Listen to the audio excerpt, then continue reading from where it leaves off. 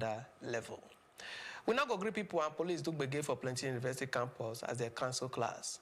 They close down roads for now, and passengers for one commuter train do some waka for the station, and they come escort them along the track for one video where say they show for Hong Kong television.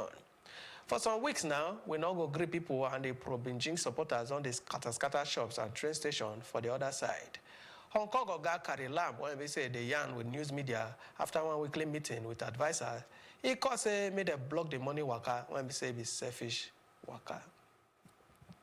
Officials talk say rescuers for Bangladesh, they struggle on Tuesday to come up passengers from mangled wreckage after two trains collabo. When we say they take kill like 15 people and injure more than 40 people.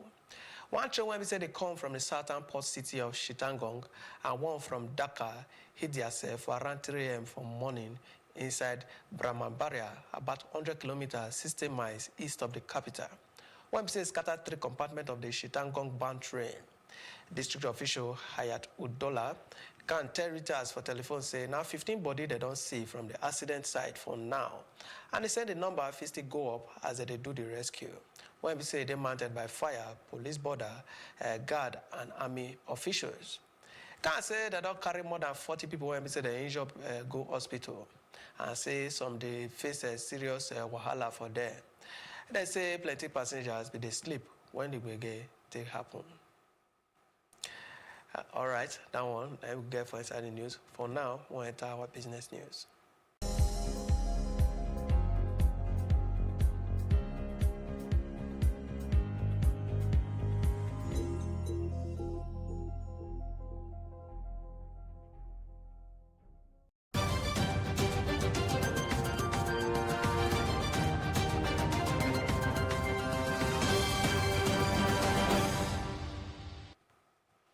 And on to business, they say one report by the World Bank Enterprise Survey don't show say harsh business environment for Nigeria don't force like 322 organized private companies to close shop between 2009 and 2014. The report still say out of 5,833 firms when say the sample for the country within the period, like 1,136, now they don't report say they did the risks to close down. The World Bank Enterprise Survey, when we say the focus for emerging market and develop of economies, covers small, medium, and large-scale enterprise for the non-agricultural formal private sector. The study, they look what they cause that kind of palaver like trade, finance, labor, infrastructure, innovation, regulation, tax, and business license begin and rule of business growth. Result of the survey when we say they put for one report by the African Development Bank, when we say they call creating better jobs, strategy policies and instruments, it showed the political environment and Ururu as the Obonke Palava when we say they make business, they die for Nigeria and other African countries. They say stakeholders for the mines and steel development sector don't yarn the need to guard against unsafe mining practice and reduce as people take the state resource for say they want to develop their country. They do this waka for Ado Ekiti for the 3rd edition of the National Council on Mining and Mineral Resources Develop with the team Niger Minerals and Metal Sector, Spectrum for Investment Opportunity for Economic Growth and Develop. The governor of Ekiti State, Kayode Fayemi, when we say before Minister of Mines and Steel Develop, he shook mad for increased funding for the mining sector because of the capital-intensive nature. For in part, he said the Minister of Mines and Steel Develop, Olamilekon Adegbite, said like 1,346 artisanal mining operators now don't form a joint body so that they fit enter small-scale mining license. And they can say under the government mining financing support money, qualified artisanal mining operators fee access between 100,000 and 10 million for business support. The recent vital revelation by the Honorable Minister on the status of the 2.5 billion naira solid mineral development fund that we placed in the Bank of Industry, where he affirmed that only 95 million naira has so far been accessed, is something that should worry all of us. Our hope and expectation was that players in the sector will quickly access this and justify additional resources to be raised. The ministry has, as one of its priorities for implementation of the roadmap, the need to improve on the engagement of stakeholders at the sub-national level, particularly state governments, local governments, and communities. We have been mobilizing all critical stakeholders in the mining ecosystem, working together with government at all levels to achieve the desired results. The recent vital revelation by the Honourable Minister on the status of the 2.5 billion naira solid mineral development fund that we placed in the Bank of Industry, where he affirmed that only 95 million naira has so far been accessed, is something that should worry all of us. Our hope and expectation was that players in the sector will quickly access this and justify additional resources to be raised.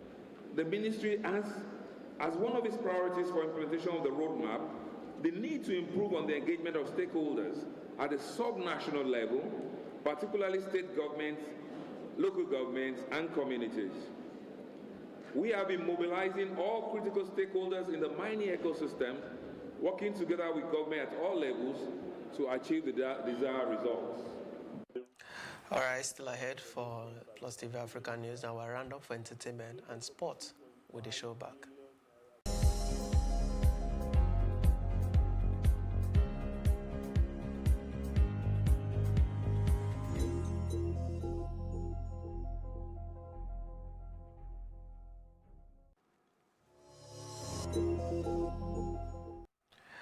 And on top entertainment, they say Lamar Odom, they marry Sabrina Parr. Lamar Odom are ready to tie the knot soon as he just proposed giving girlfriend Sabrina Parr. The before NBA star Trowodi Sian for Instagram page on Tuesday, November 12, 2019, where he takes share one photo of Sabrina and himself. She take care and she say now the one, Lamar Odom and Khloe Kardashian make the news some years when episode of pass when they married for September 2009. All right, that one of entertainment. The next one, now for sport.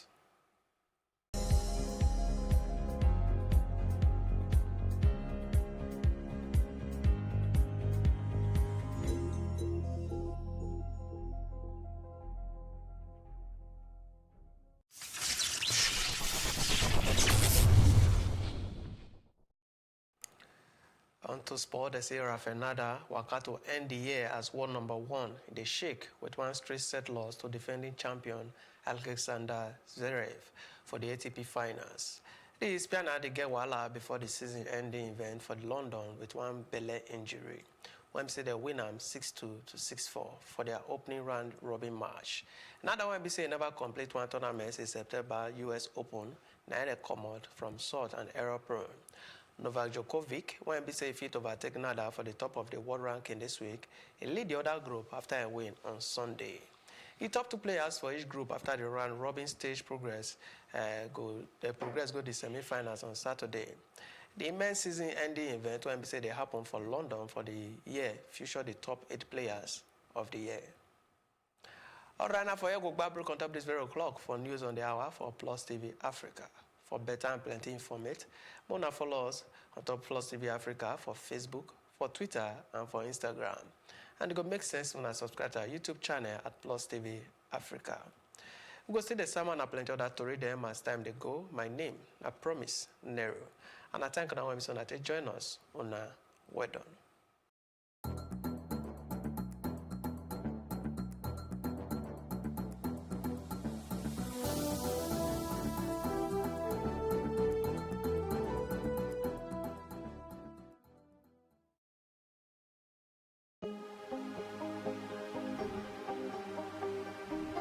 Is it for upcoming artists to blow in Nigeria.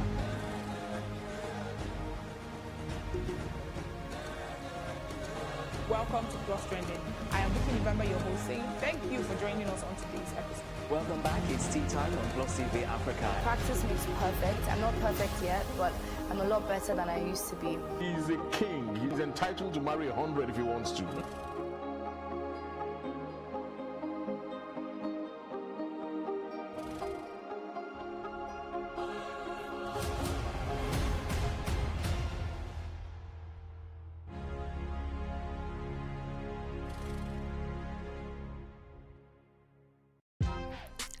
Welcome to Tea Time on Plus TV Africa, where we bring you the biggest entertainment stories and, of course, analyze them for you. You can have both parents and still end up as a useless child. I see them every day. Most times I worry more about where I'm coming from and where I am now. And that determines my next step. Why are you sounding like Alibaba now? Plus TV Africa, we're feeling good. No time to dull, everybody feeling alright.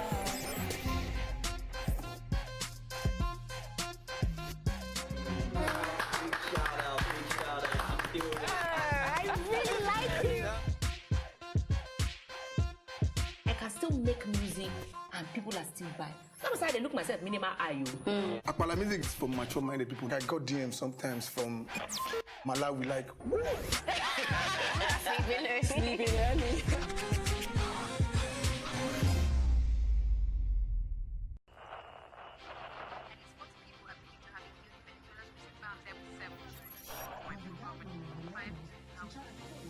Politics has helped shape the decision of the polity, from conspiracy theories to good old-fashioned comic politics. These are the results of tomorrow's election. Okay, you have it already, have you? I think we've done very well in the very difficult circumstances in which we took over governance. Plus, politics will fill the polls of the country, from friends to frenemies, even strange bedfellows, to clones and stooges. We go beyond the rhetorics and the drama to analyze the story behind the story. Let everybody come and say! The perception in itself does more harm than actual corruption that you have. Plus Politics, not just another political show. It's about putting you, the citizens, in the know.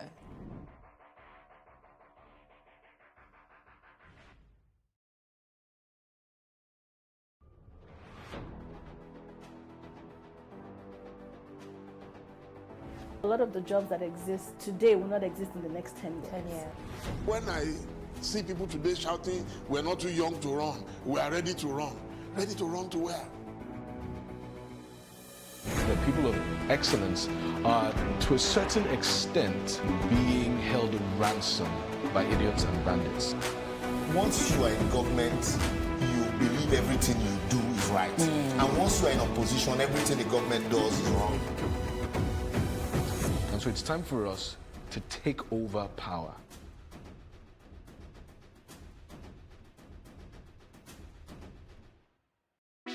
Hey, what's up, guys? You're welcome to another edition of Plus Event, and I remain your host, Ifeoluwa Oshukeye.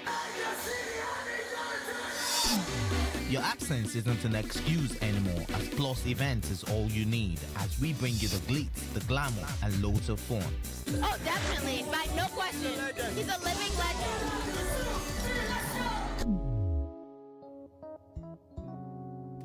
Oh, God forbid, Holy Ghost fire, I know. I just want to be blown away. I want to be wild. This is 11 years of doing it.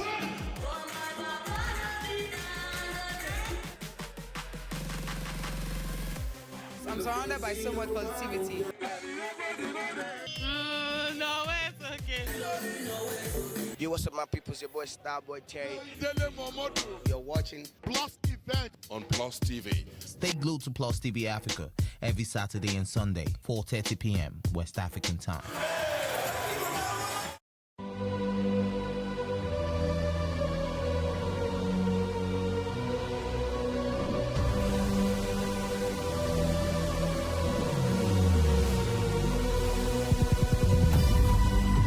What we do not understand, we will stigmatize. What you can see is the remaining of the tanker that exploded. It's also equally confessed.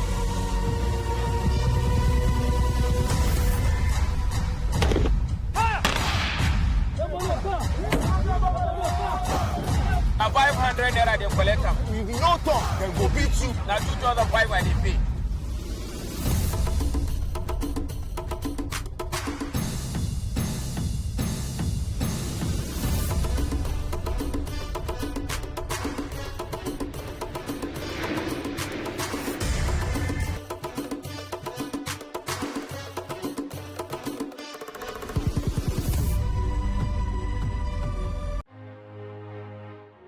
This TV station, Plus TV Africa, is designed to help to create a paradigm shift.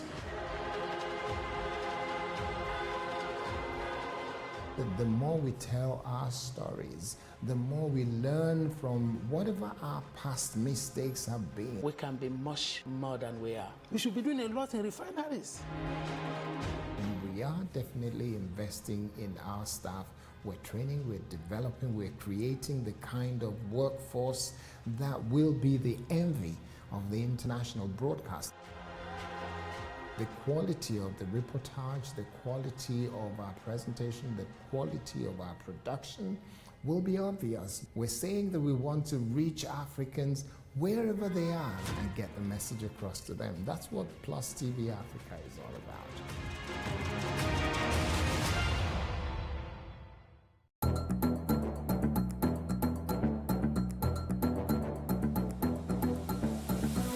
Country people, we dey thank una one that joined us on top News on the Hour for Plus TV Africa. This na number 63 Massey Street for Itafaji, where building just collapsed by 10 a.m. this morning. They say the Oga of the indigenous people of Biafra, Nnamdi Kanu, don't tell federal government say if they provoke him, it go cause wahala for inside the country. Because if you be British citizen, no be say you go enter Niger, come cause kasala, run, go Britain, go stay in peace. Them say na the diesel truck catch fire as they try offload the diesel way they inside. Come out, fire department can't try quench the fire. For the first time for Niger, every will enjoy television news for Ogbonge Pidgin English. For more story, make una kukuma follow us at Plus TV Africa on top Facebook, Twitter, and Instagram. Make una subscribe to our YouTube page and for Star Times on channel 308.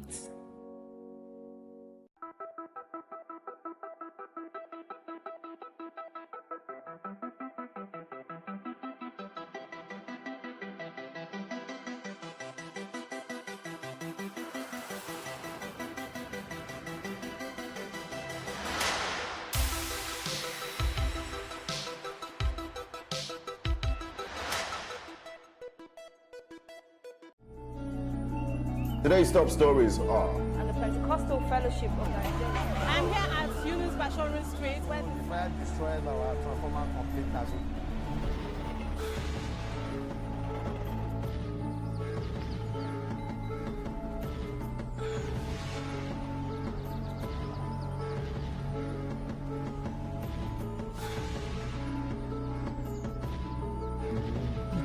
The lowest level.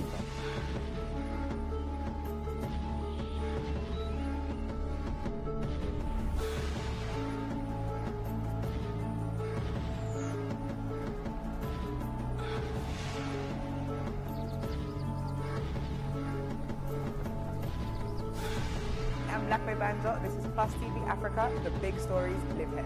Big stories live here. Big stories live here.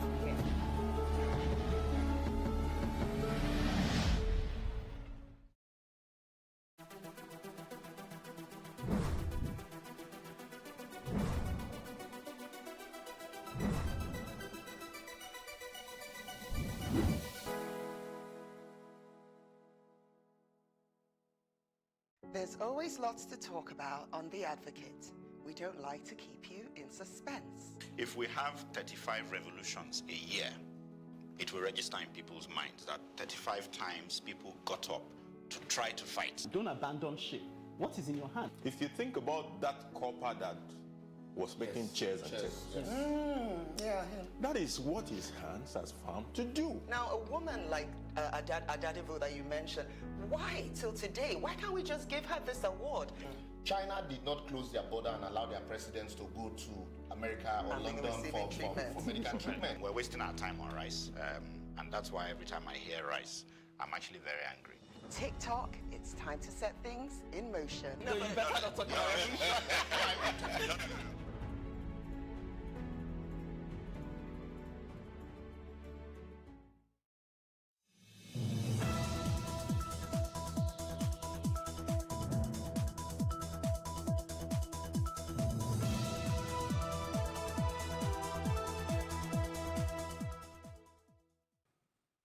Many thanks for joining us on the show today. Plus Sports and Plus TV Africa. This is a show that brings you the very best when it comes to the world of sports. Everything happening across the world of sports to bring you the juiciest of all the stories. And remember, the big stories live right here on Plus TV Africa. And for Plus TV, you can follow us on Instagram and on Twitter at Plus TV Africa. And on YouTube, our YouTube channel is youtube.com/Plus TV Africa, and our website is www.plustvrafrica.com. Well, I've got my guest right here on the show, the beautiful Destiny Onoigboria, right here on the show. Welcome to the show. Thank you very much. Good morning.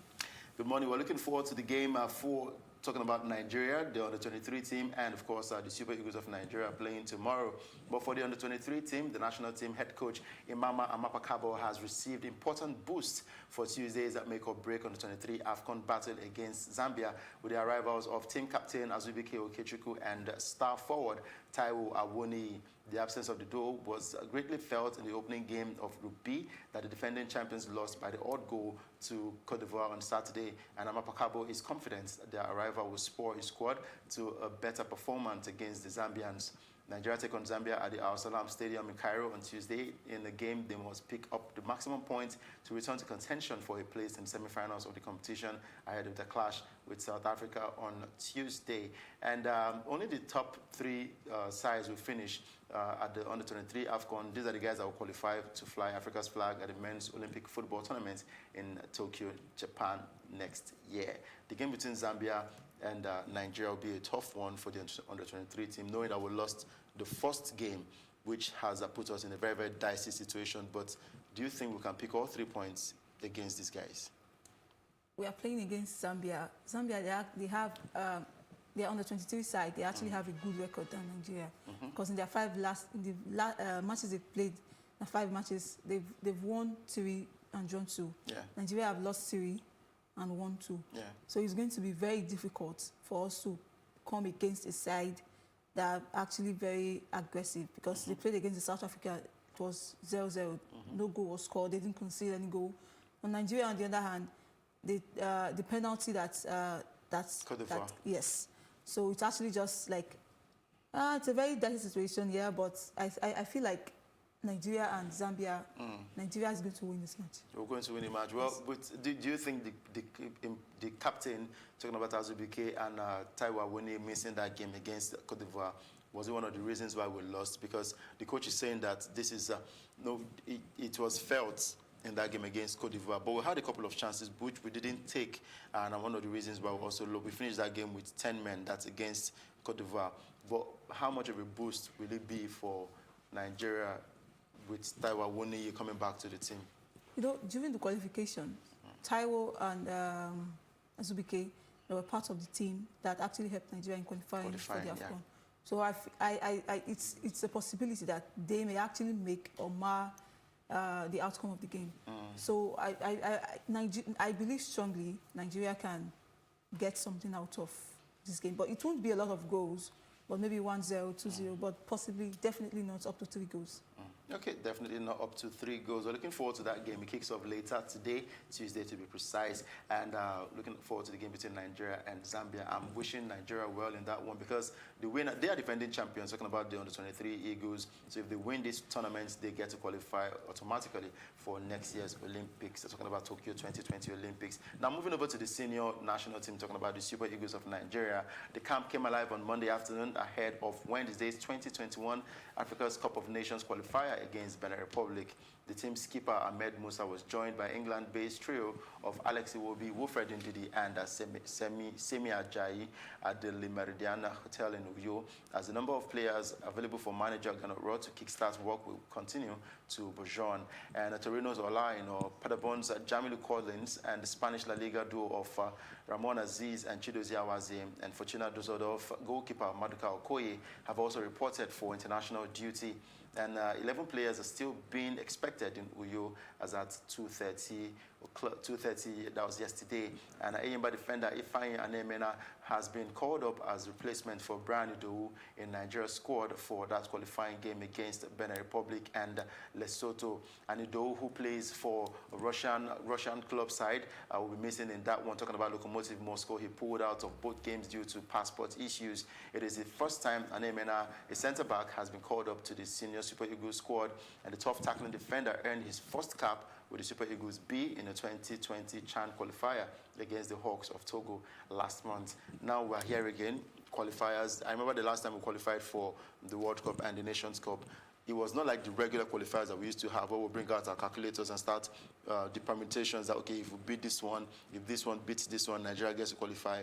We had a smooth sail of qualification, and here we are again, but there are rumors about Gernot Rohr that the NFF might let go of this coach, but I feel like they should allow him to do his job because I think he's doing a good job for the Super Eagles of Nigeria. But looking forward to this game against Benin Republic. What are your expectations in this one? We can't undermine the other team, Benin Republic, because if you actually look at their stats in the Nations Cup, they were very, very spectacular. Yeah. They played against, they knocked out Morocco, round of 16. Senegal was only able to get past them with just a goal. And these guys, they have players all across the world. They don't just surprisingly. Yes, they don't just play in their leagues. So we should not undermine these people because they are very, very good. I've watched their matches before, and Nigeria and Benin, they've just played for 6 times, and we've won all of the matches. But let's not base our fact or our hope in the matches that we've won in the past. That was then, this is now. Because nobody expected that Benin was going to play the way they played in the Nations Cup. So it's going to be a very tough match for Nigeria.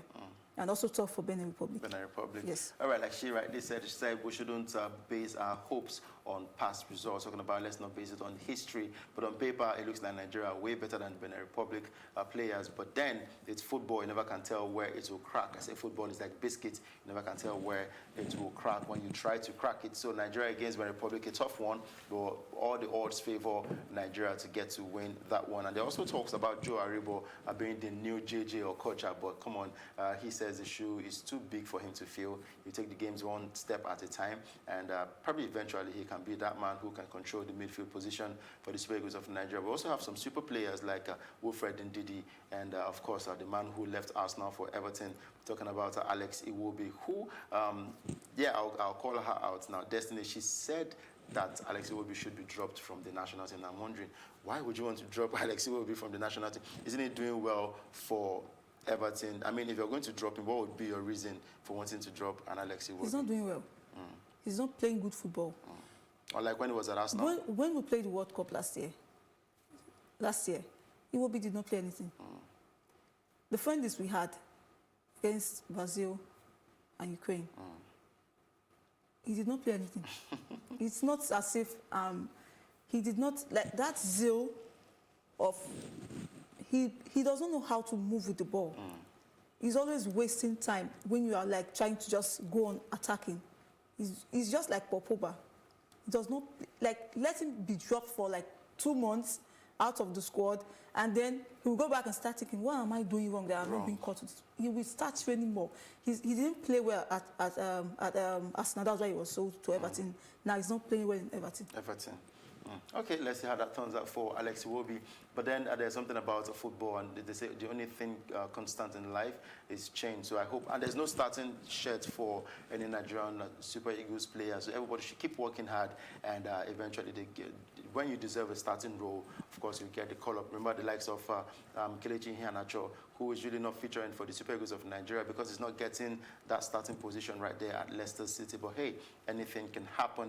Now let's talk about the Spanish Super Cup. The Spanish Super Cup tournament will now be played in Saudi Arabia in January 2020, which was reported by the National Football Association. The 4-team event features Barcelona, Real Madrid, Atletico Madrid, and Valencia at the 62,000 capacity King Abdullah Sports City Stadium in Jeddah.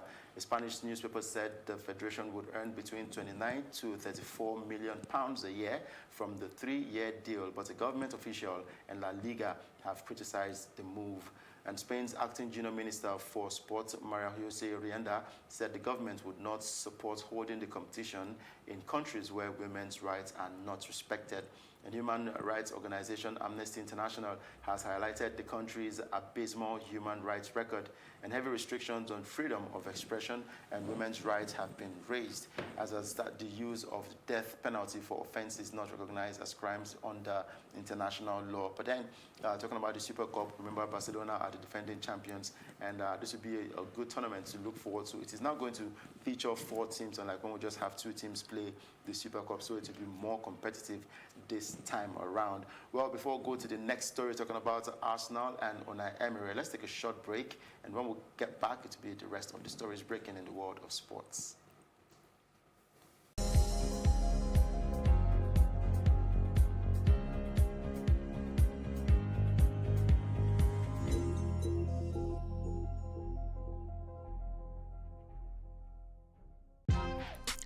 Welcome to Tea Time on Plus TV Africa, where we bring you the biggest entertainment stories and, of course, analyze them for you. You can have both parents and still end up as a useless child. I see them every day. Most times I worry more about where I'm coming from and where I am now, and that determines my next step. Why are you sounding like Alibaba now? Plus TV Africa, we're feeling good. No time to dull, everybody feeling alright.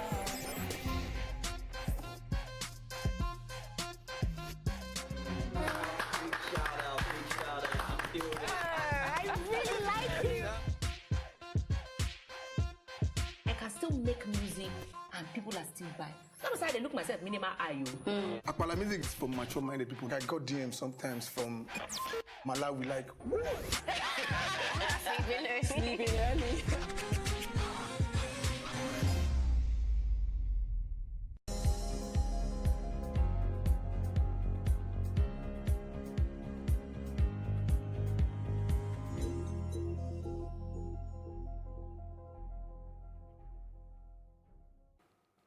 Welcome back to the show. It's still Plus Sports and Plus TV Africa. Now, going back to that story between Nigeria and Benin Republic, of course, one man who has been tagged as the star boy of Europe, scoring goals, firing from all corners of football. Talking about European football now. We're talking about no other person than Victor Osimhen, who moved from Wolfsburg. I mean, his career and the way he has moved in his growth in football has been spectacular.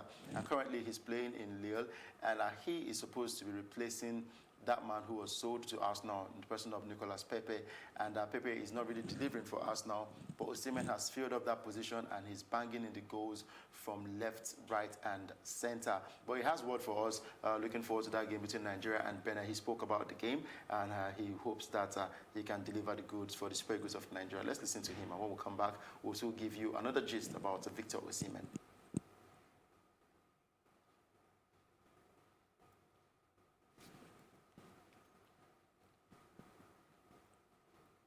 Track.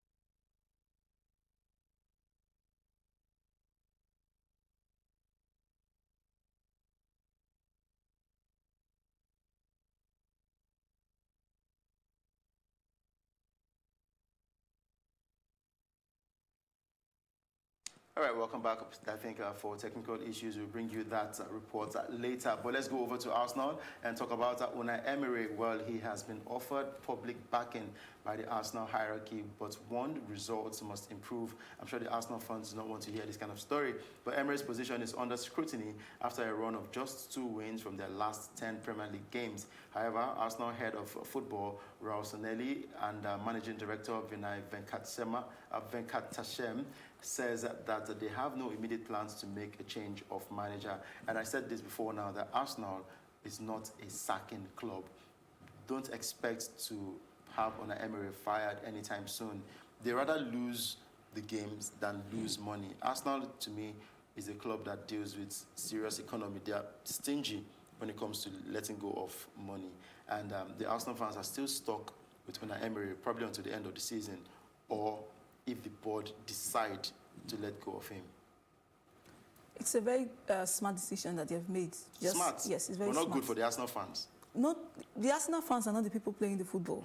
It's the coaches and the players, the staff. They actually know what they are doing. So if they want him to stay for one more season, they are ready to bring in the money to get good players, right from the goalkeeper down to the striker. They need to sell out everybody. Aubameyang, Lacazette, Torreira, Bellerin, everyone needs to go. He needs a fresh start of players. So if they believe that he can actually do something with this set of players he's having now, then next season they can provide him with the money to get good players. Then it's a very smart decision. Let him stay. Now, you talk about the players that he has, because some of the fans feel like the players are doing their best. We have the likes of Aubameyang, like you mentioned. There's a Lacazette, Torreira. There's also Mesut Ozil, who has had issues with the coach in time past, and now he's beginning to feature once in a while for the club.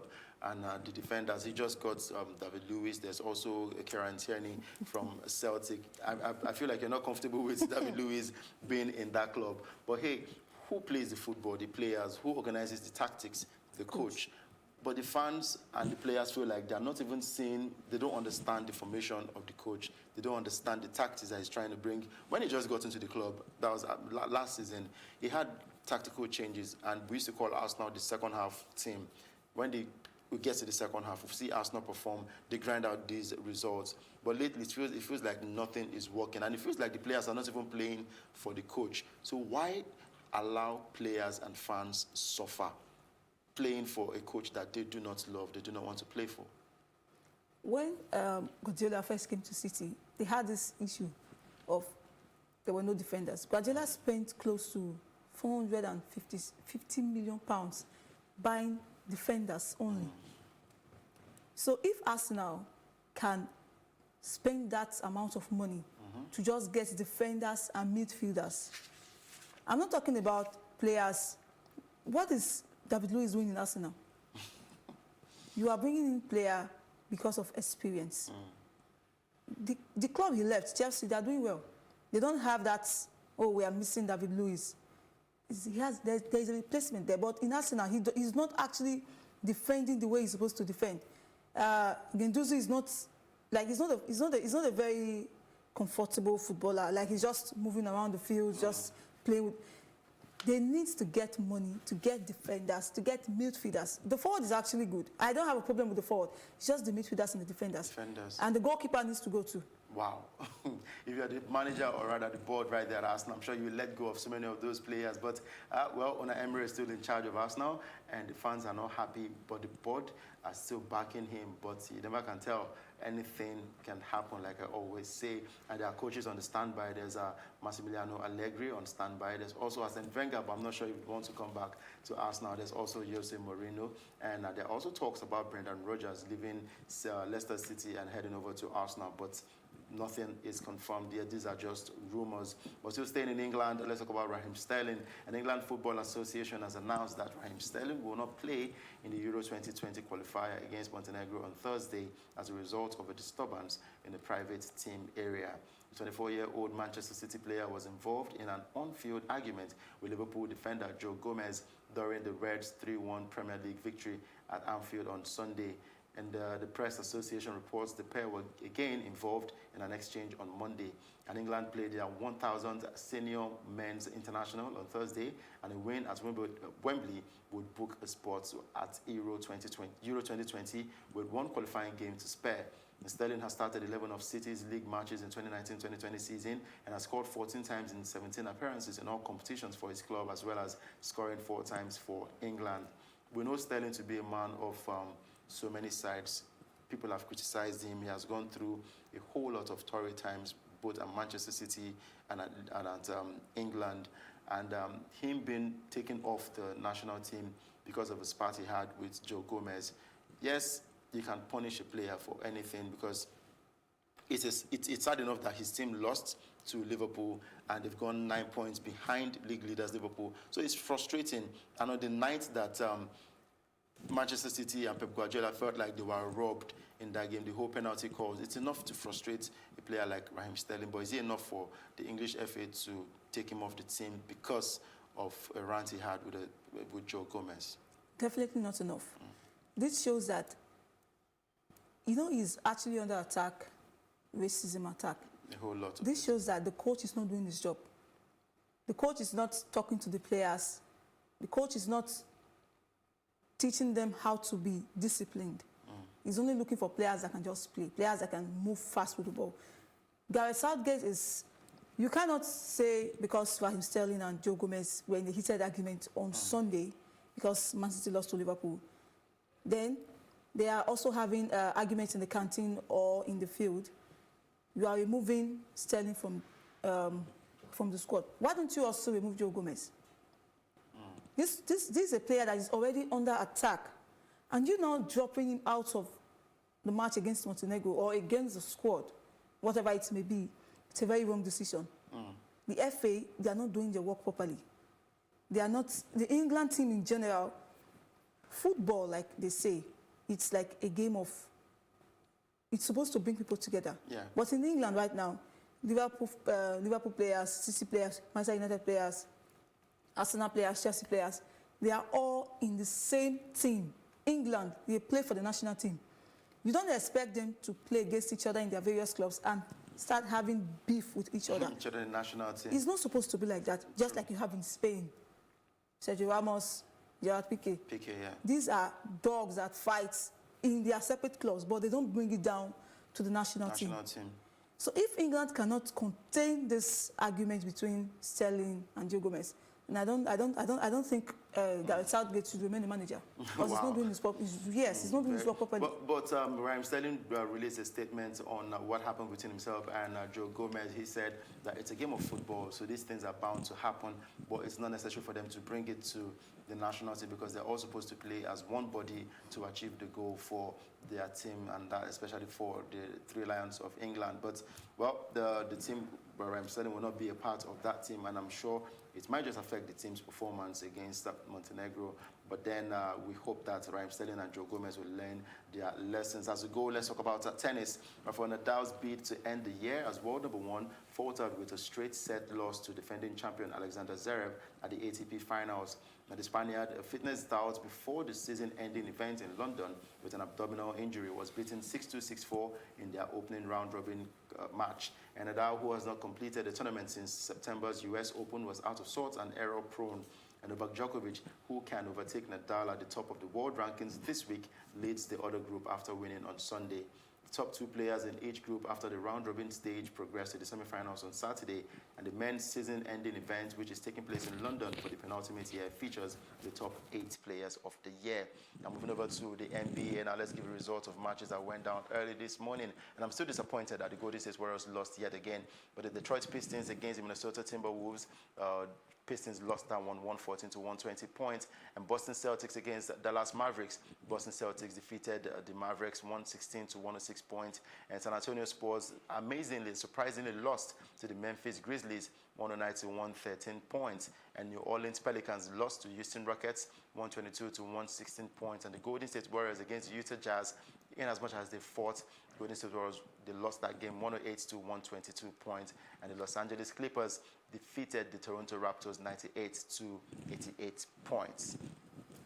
But that's a wrap on the NBA, and of course a wrap on today's show. Thank you, Destiny Honorable Onogboria, for coming. Thank you very much. I tried to pronounce that surname very correctly, so I don't cut my tongue. That one. So I'm Udoka and Jock. Hope you enjoyed the package for today's show. Keep a look down on Plus TV Africa. We bring you the best when it comes to TV programming. Do enjoy the rest of your day.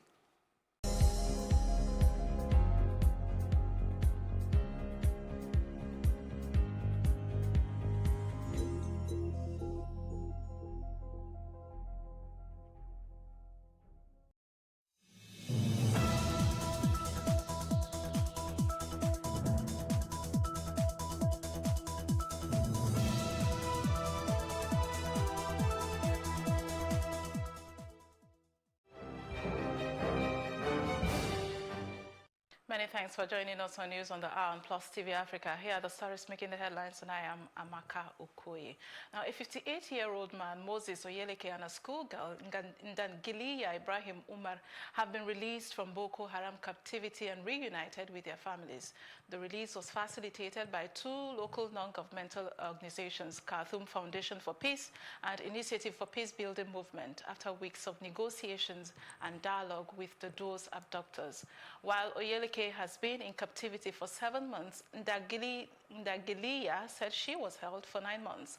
Oyeleke, a pastor with the Living Faith Church Meduguri, was kidnapped alongside a corps member, Abraham Amuta, in April 2019 on their way to Chibok local government area of Borno State with charity materials donated by the church.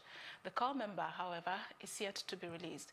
Now, live with me in the studio is Reputation Manager Tubosun to make sense of this matter. How do you respond to this, even? I think it's good news. I'm happy that they have been released, and you know, I just think it's also very instructive to everyone that the Boko Haram insurgent is still very, very formidable, as against the quick victory that we had at some point where government said that they've been highly decimated. And we shouldn't deny the truth. You know, we should not deny the fact. I think that this particular situation, the method that has worked now, should be carefully looked at, and then we can see how we can replicate the success of this method that has, you know, allowed them to release two people. And it, you know, it's very interesting because they released a pastor and they also released. They released both male and female, and I believe that there's a corps member that's not released yet. Yes, and when I read the story that was, you know, published yesterday, the man did say that I think he was arrested with his brother, and they had said that they would try and also release him sometimes in December. While, you know, they claim that they didn't pay a dime, I want to believe that if there was a negotiation, there definitely has been some trade-offs. The risk of the trade-off is what we also need to be very careful of, so that we are not further reinforcing and empowering the insurgent. And if there are ways that we can continue to also pursue this path, so that we can get the release of other people, like, you know, the remaining of the Chibok girls and Leah. You know, it will be a major, a massive victory for this government and for the people of Nigeria, and most importantly, the families of these people that the Boko Haram, you know, have abducted. More also, very importantly, is for the government to sit up and, you know, put measures in place to ensure and reduce, you know, this kidnapping and the security issue across, you know, the country. I think it's a major issue, and no society can enjoy a lot of development when security is, you know, is compromised. Yeah. Yes. Okay. Having said that, it brings me to my second question. You and I would agree that this is the shortest or fastest release we've seen so far in terms of the kidnapping. It's less than a year. We're not saying that it should be the norm. Now, having said that they had negotiations and dialogue, does that put a face to these so-called people? So, I mean, if we're going by basic local knowledge, most of the time you always almost know the troublemakers around your areas. Correct. Most of the time, if you know you have little intelligence skills here and there, or you are abreast of what is happening, the locals will definitely have an idea of those people who belong to the Boko Haram group in that area. So I think that the Boko Haram has always had a face. They've always been a bit reachable.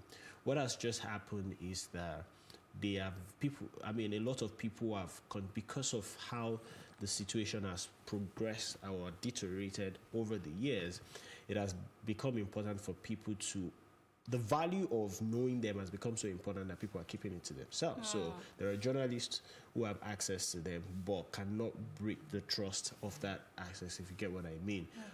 There are you know, NGOs like the ones who have negotiated, who have access to them and cannot break that trust, because if you break the trust, then you will not be able to make progressive or, you know, beneficial use of having access to them, subsequently. So they've always had a face. Okay. Having said that, we've always seen these issues of NGOs being attacked and all that. Even like in this case, they were kidnapped on their way to go donate relief materials.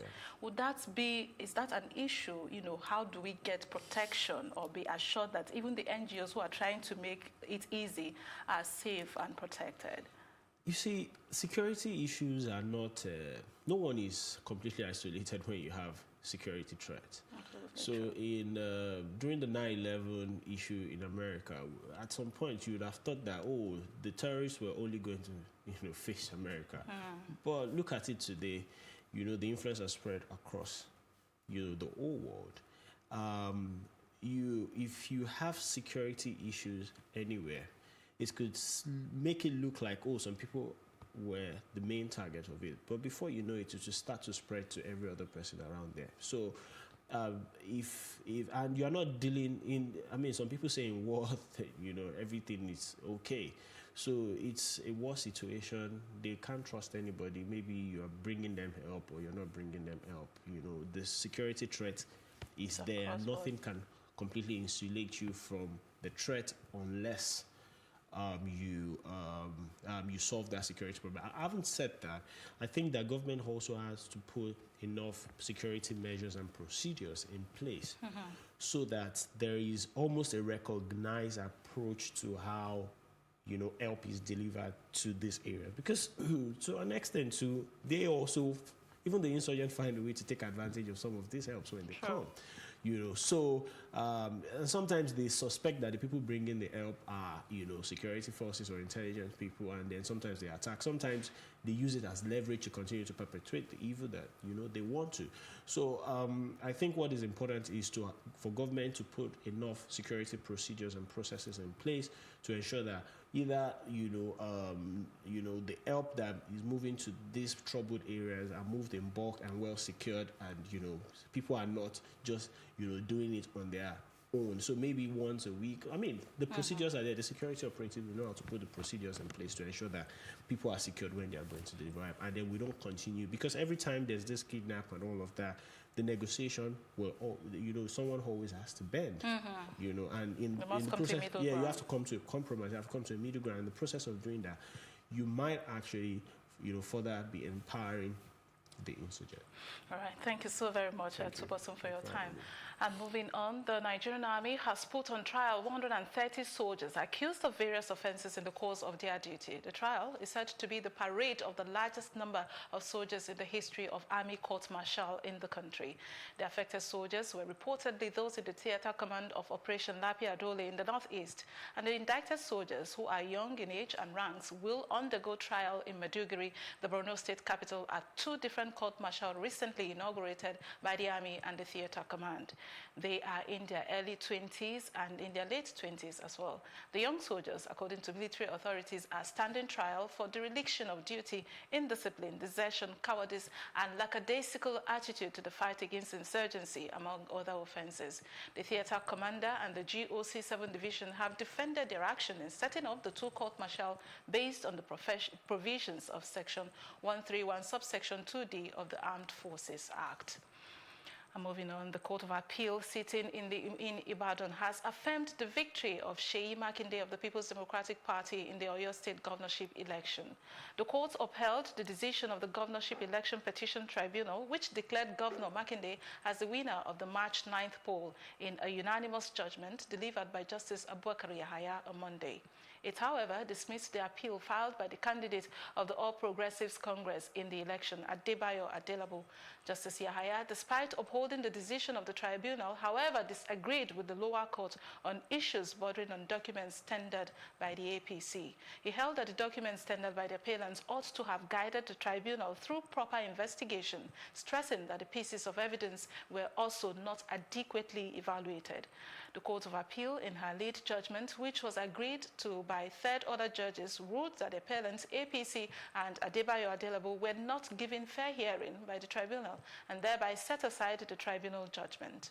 Bearing in mind that the Electoral Act only give a grace of 180 days for the case to be heard at the tribunal, they affirmed that the tribunal has duly spent her time, and so nothing could be done on their pronouncement as to the validity of the election. They therein resolved all issues in the favor of the appellants with a dissenting judgment from a judge but with a proviso that they can't nullify the election of the governor of Oyo State, who is Engineer Seyi Makinde. And still on the matter, Governor Seyi Makinde of Oyo State has said that the mandate given to him by the people of the state on March 9, 2019 remains intact following the judgment delivered by the Court of Appeal in Ibadan on Monday. Makinde, in a statement issued by his Chief Press Secretary Taiwo Adisa, declared that the mandate could not be taken away from him through the back door. The governor said, and I quote, "There is no ambiguity as to the state of things in the pace-setter state as far as the election of March 9, 2019 is concerned," end of quote. On Monday, the Court of Appeal, also sitting in Ibadan, delivered its judgment on the appeal by the candidate of the All Progressive Congress, Adebayo Adelabu. In its judgment, the appeal court refused to grant any of the 3 key reliefs sought by the APC candidate. Moving on now to leadership matter. Professor Pat Utomi, who's the founder of the Center for Values and Leadership, is calling for an end to increasing corruption and social injustice in Nigeria. He made this call ahead of the 6th biannual Godi Jidema Foundation annual lecture scheduled to hold later this month with popular Kenyan anti-corruption crusader, Professor Patrick Lumumba. Modernity at the center of the whole essence of democratic tradition is the quality of public conversation that takes place in a society. Now, the public sphere is the arena of rational public conversation. And society's growth is fundamentally a function of the quality of that rational public conversation. And one of the tragedies of the African condition is that we've not created public spheres. We've not created marketplaces of ideas. Conversation is abuse on Twitter, ethnic abuse, any kind of abuse. And we have a duty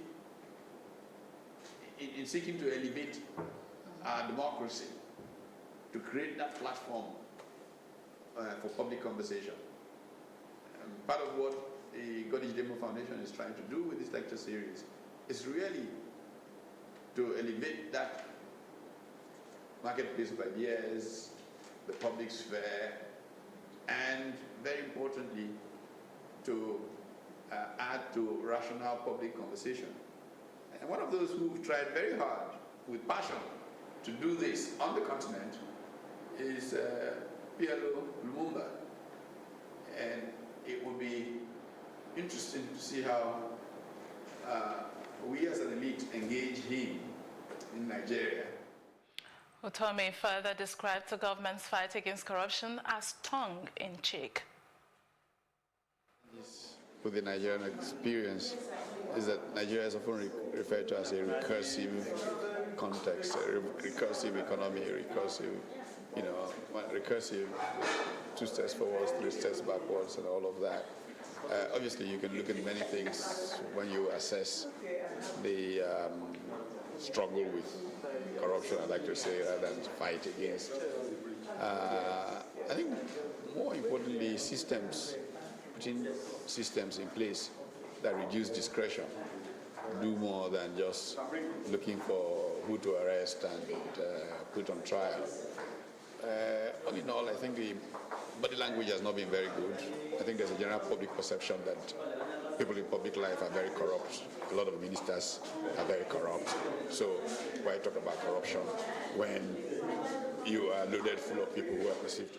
Away from that story now, education is what we've agreed is a weapon to change the world, but that assertion, rather, may not be achieved in Nigeria if government continues to play lip service to addressing problems in the sector. Our correspondent, Mercy Emmanuel, was at a roundtable conversation spearheaded by Education Reform and Innovation Team in Lagos, and she reports. The conversation on reforming the education sector has become more pertinent as Nigeria has recently become the country with the largest number of out-of-school children in the world.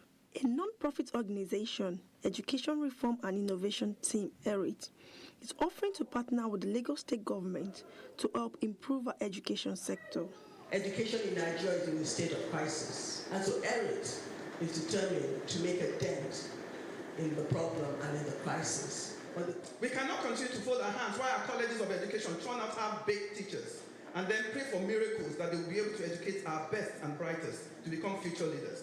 How can they give what they don't have? Our colleges must produce qualified and competent teachers and instructors. Our education was designed for the industrial mass production 19th century. If not, how can you explain a curriculum that still has a typewriter and teaches shorthand when students in primary schools in the US are building drones and robots? Government needs to always engage private sector. We need to be a community of conversant people. The Lagos State Commissioner of Education, Mrs. Folashade Adefisayo, who was present at the event, raised some issues children face, which in turn affect their performance in schools. The need to improve school governance and administration was reiterated. The social dimension is critical. There are very poor children from very poor homes. Most of them are working children, let's face it. That's why they will get to school late, because they're going to wake up in the morning to cook, to clean, take madam's children to the private school before walking down to the public school. We must leverage technology, and we must improve school governance and administration. Let me tell you, nothing will work if we do not improve the quality of the civil service. With all due respect, I've said I've met some very clever people, but I've also met too many people who are hidebound and have taken a position and they're not going to move from that position. So again, we have to do a lot of, what do you call it? Capacity building, changing attitudes, changing mindsets, which is never easy. Dayo Israel, suburb board member, mentioned the board's plan to renovate the education sector. In partnership with LEN, which is Mrs. Fashola's foundation, SUBEB has been doing a lot in nominating very good, bright, indigent, poor background students from across Lagos State, nominating them for scholarship, and they're going to private secondary schools, Day Waterman College and the likes and all of that. Of course, there are challenges in terms of maximizing the numbers, which I'm happy that the Honorable Commissioner and SUBEB is working together to introduce a new program, a co-excel, which I'm sure the Commissioner will allude to when she takes the stage, which will revitalize and introduce technology into our classroom. What we believe that would help us to do is to also deal with issues of literacy and numeracy. Beneficiaries from Slum to School Africa also shared their experience, urging the government to help children from the slum in order to save them from early pregnancy, child labor, and other abuses. Many of my young colleagues that are outside pregnant from 13 to 15, 14 in my communities, just because of what? They think if they go back to school, the school will not accept them. And the school authorities are not even ready to accept them back to school. So they think if they are pregnant, that's the end of life for them. As the education sector in Nigeria is at the verge of collapse, there is a growing evidence that private participation can help improve its effectiveness. Mercy Emmanuel for Plus TV Africa. And the news continue after this short break. Please to stay with us.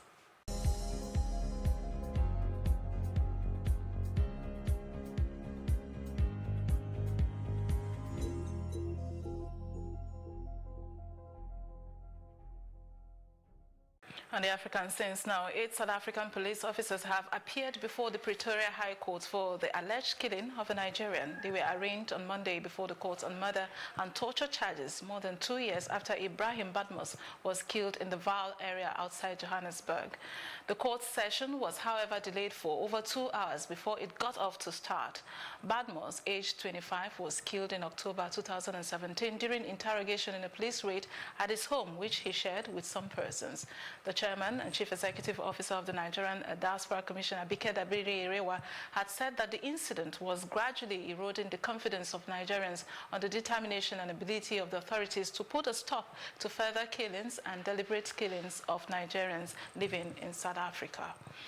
And the Rwandan opposition leader says she has quit as chief of the political party she founded and is launching a new one. Victoire Ingabire says she is leaving the FDU Inkingi party weeks after police interrogated her over a possible connection to an attack in a popular tourist area near Congo that killed at least 14 people.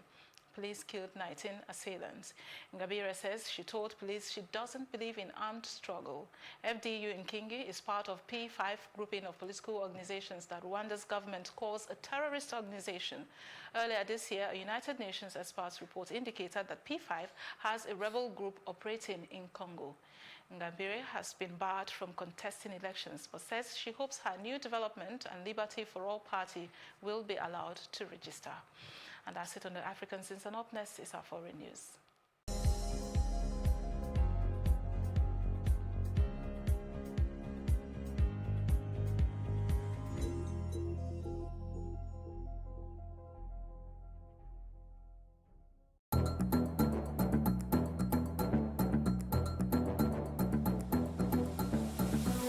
Country people, we dey thank una one that joined us on top News on the Hour for Plus TV Africa.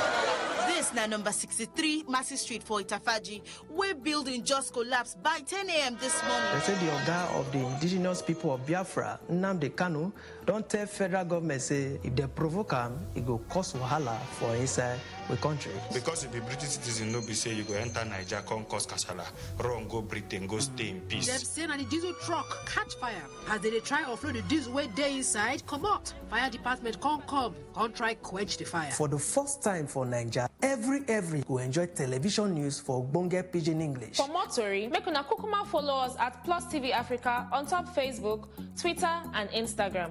Make una subscribe to our YouTube page and for Star Times on channel 308.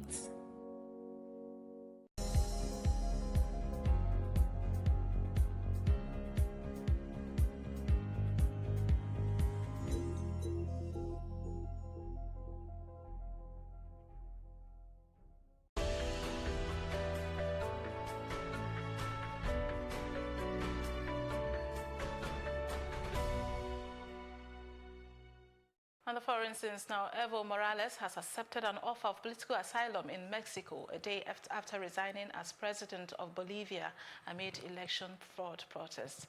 In a tweet, he said it hurt to be leaving Bolivia, but he would return with more strength and energy.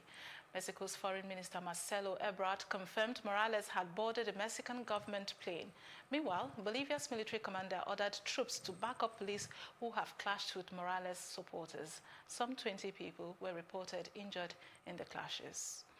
Now, police fired tear gas at protesters who littered streets with bricks and disrupted morning trains Tuesday for the second day in a row as Hong Kong's 5 months of anti-government demonstrations turned increasingly violent.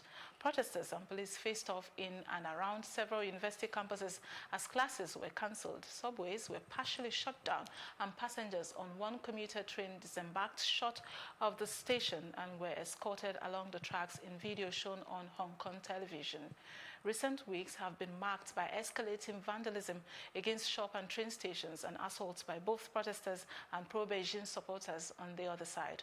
Hong Kong leader Carrie Lam, speaking to news media after a weekly meeting with advisors, called the blocking of the morning commute a very selfish act. And that will be it on the foreign scenes, and up next will be our business news.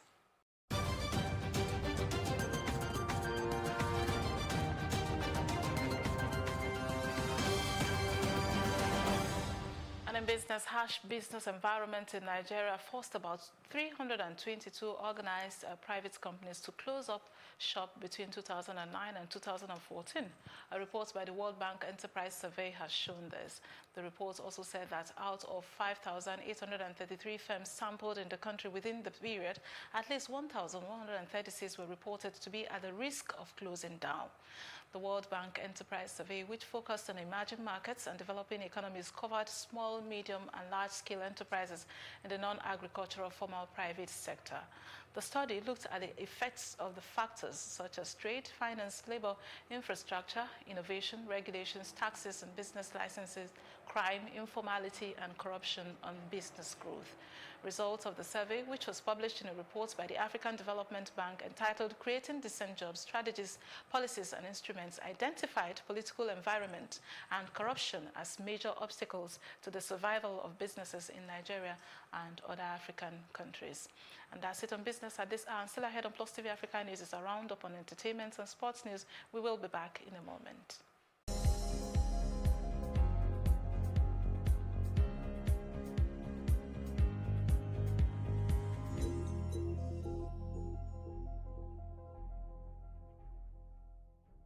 There's always lots to talk about on The Advocate.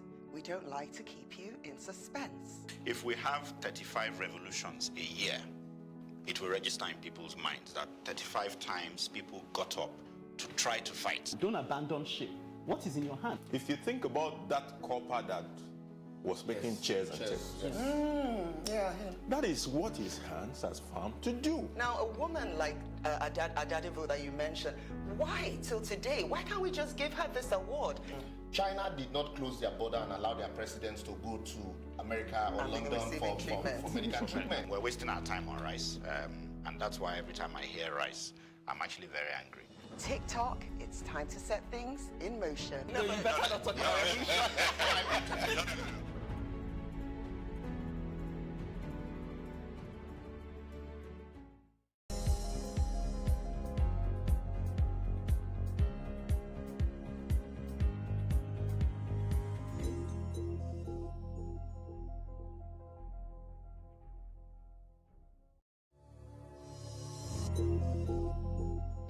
Entertainment, Lamar Odom is getting married to Sabrina Parr.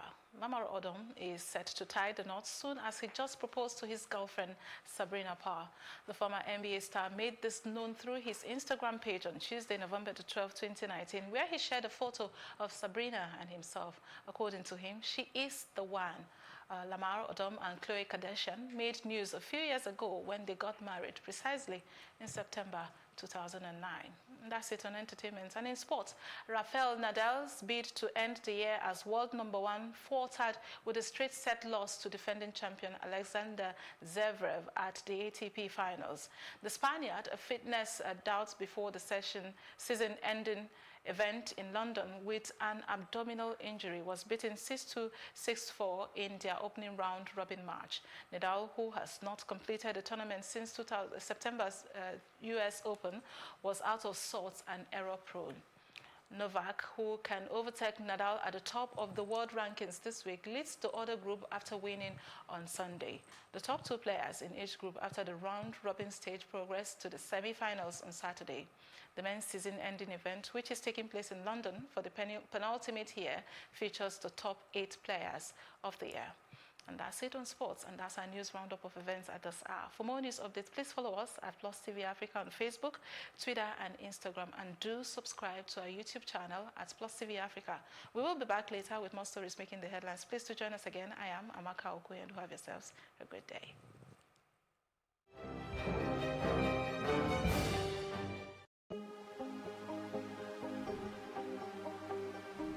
This is it for upcoming artists to blow in Nigeria.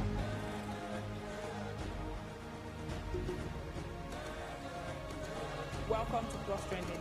I am Vicky November, your host, saying thank you for joining us on today's episode. Welcome back. It's tea time on Plus TV Africa. Practice makes perfect. I'm not perfect yet, but I'm a lot better than I used to be. He's a king. He's entitled to marry 100 if he wants to.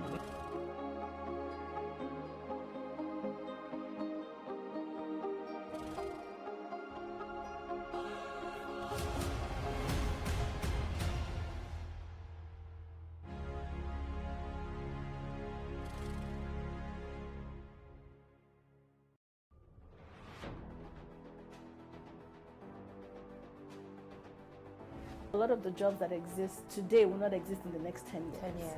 When I see people today shouting, we're not too young to run, we are ready to run. Ready to run to where? The people of excellence are, to a certain extent, being held ransom by idiots and bandits.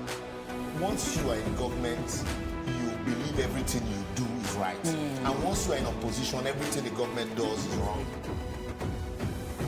And so it's time for us to take over power.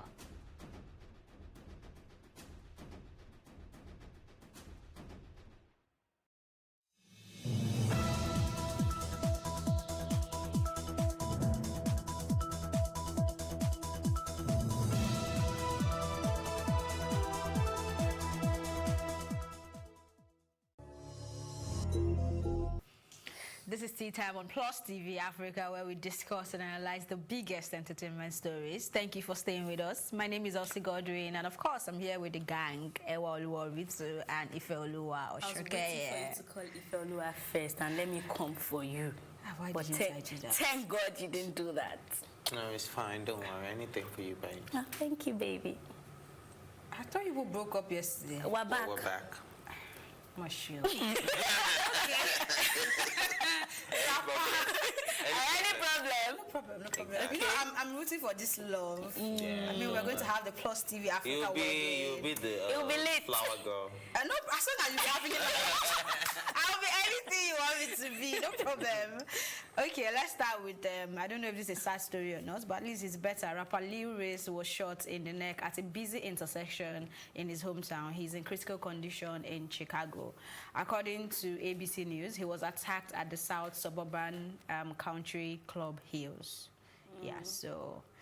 but then another rapper, I think he's called Lil Duck. Yeah, tweeted and said he's good. So I'm hoping that he's really good. Yeah, they've had collaborations together, Lil Duck and Lil Reese, and for the Lil Duck to say Lil Reese is good, then it's probably good. It doesn't mean that he wasn't shot. It doesn't mean that he's not in a critical condition, but it's just trying to let you know that he's going to pull through from the look of things. But you know, complications happen. But in this case, we're praying that there won't be any complication from the procedure that might have taken place, and we just hope Lil Reese gets back. But I think I went to a lot of YouTube posts about what happened and all of that, and they said it's always rapping about not about how it's so untouchable and all of that, and then a lot of rappers should take a cue from this, that look, your lyrics matter, because he was actually chased by another car. Do you get? The person who shot him chased him and was riddling the car with bullets. You understand? And one hit. So because he claims not to have been through stuff like this, decided to make sure he has that. No. Not obviously, like I'm saying that, as in they're just saying that your lyrics have a way of coming back at you. You get, like, when you're making it look like I'm so untouchable. So obviously this is not from his lyrics. This is not from his music. It's possible. This is. I mean, people are making hip hop look like one scary thing. Right? Right. It's possible that whatever he say can be used against you in the world. I think this is personal beef, if you ask me. It has to be personal beef. Like somebody went after him. Like what happened with XXXTentacion. Or Nipsey. Yeah, they actually went after these people. So, yeah. So I'm glad he's just alive, and then we don't have any loss in the hip hop world anymore. Yeah. Okay, and you can call me Lil Elsie, because I feel like that's the call now. Wow. Anybody Lil gets shot to. I can't take it. Don't worry. I'm sure a lot of guys are shooting their shots right now. Oh, is that the kind of shots? Please shoot your shots there. I'm single. Yeah, so Lil Elsie. So you shoot her neck, shoot her chest. Moving on to the next story. Lama Odom is engaged. He popped the question to his girlfriend, Sabrina Parr, and she said yes. Lama announced their engagement on Instagram with them posing together inside the restaurant in Miami. So, I would say congratulations. His list keeps increasing. It was 2,000 women, now it's 2001. How are you sure she's the one? He's been with Tari GB. No, the last time we checked from his book, right, it was 2000. Do you know when he published that book? Since when that book has been... Now, maybe he has been good. For him to be engaged in 2001, his numbers keep going. Let's just congratulate him, because if we start dissecting Lama, we'll probably seem like the bad people, yeah? No, but I mean, everybody knows this. I have a problem with something he said when he got engaged, when he said, I think she's the one. And Chloe was not the one. She's black. Do you understand? And I'm like, okay, so she's the one because she's black. So what are you trying to say, that white girls can't speak? No. He already shaded black ladies first. Like when he was talking about his book then, I think a part in his book was saying that when he dated Taraji P. Henson was when he felt real black. He said something that was very offensive. I feel like so he's always making that caption here, he was just trying to get back at Chloe, because it was not so necessary to put a race in it. You can always say, okay, she's the one. I mean, we know you. He has like have that right. There is always another one for another left a black woman to be with Chloe, so you didn't know that it was. I mean, they shouldn't be playing this black relationship card. If you love someone, love the person. We are trying to eradicate racism and all that. So stop playing that card at all. Don't. If you like someone, you like them. You know, if you don't, you don't. Don't drag. Anyway, congratulations. Like I said, congratulations to him. I wish him all the best, and I just hope that he stays sober. They look alike, kind of, though. I hope he stays sober since he's getting off drugs and all, and I just hope he keeps up with this good life and stay loyal to her. Doesn't look like someone that is off drugs in this picture, though. But according to him, he said he's off drugs, so let's just believe stop him. Saying things that doesn't make sense, anyways. So I think it's time for a quick break, but when we return, we definitely have more to discuss. We'll be right back. Hello, beautiful people. I go by the name Black Bassi, and I am an actor and a musician. Keep watching Tea Time on Plus TV Africa.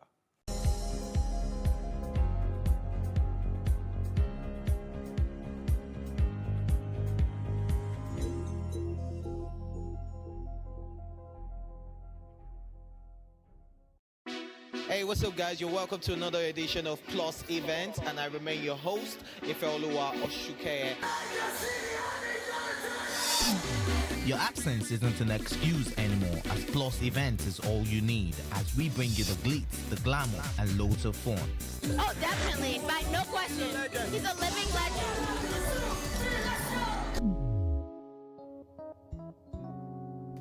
Oh, God forbid, Holy Ghost fire, I know. I just want to be blown away. I want to be wild. This is 11 years of doing it.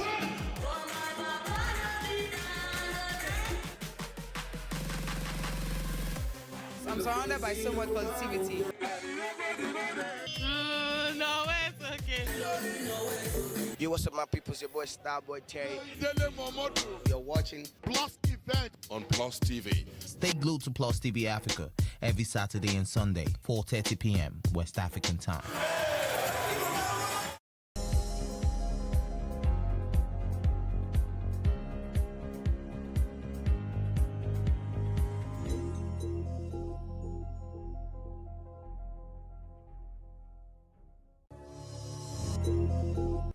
Welcome back. This is Tea Time on Plus TV Africa. Black men love stupid women as they can manipulate them. This is coming from Kenyan socialite Huda.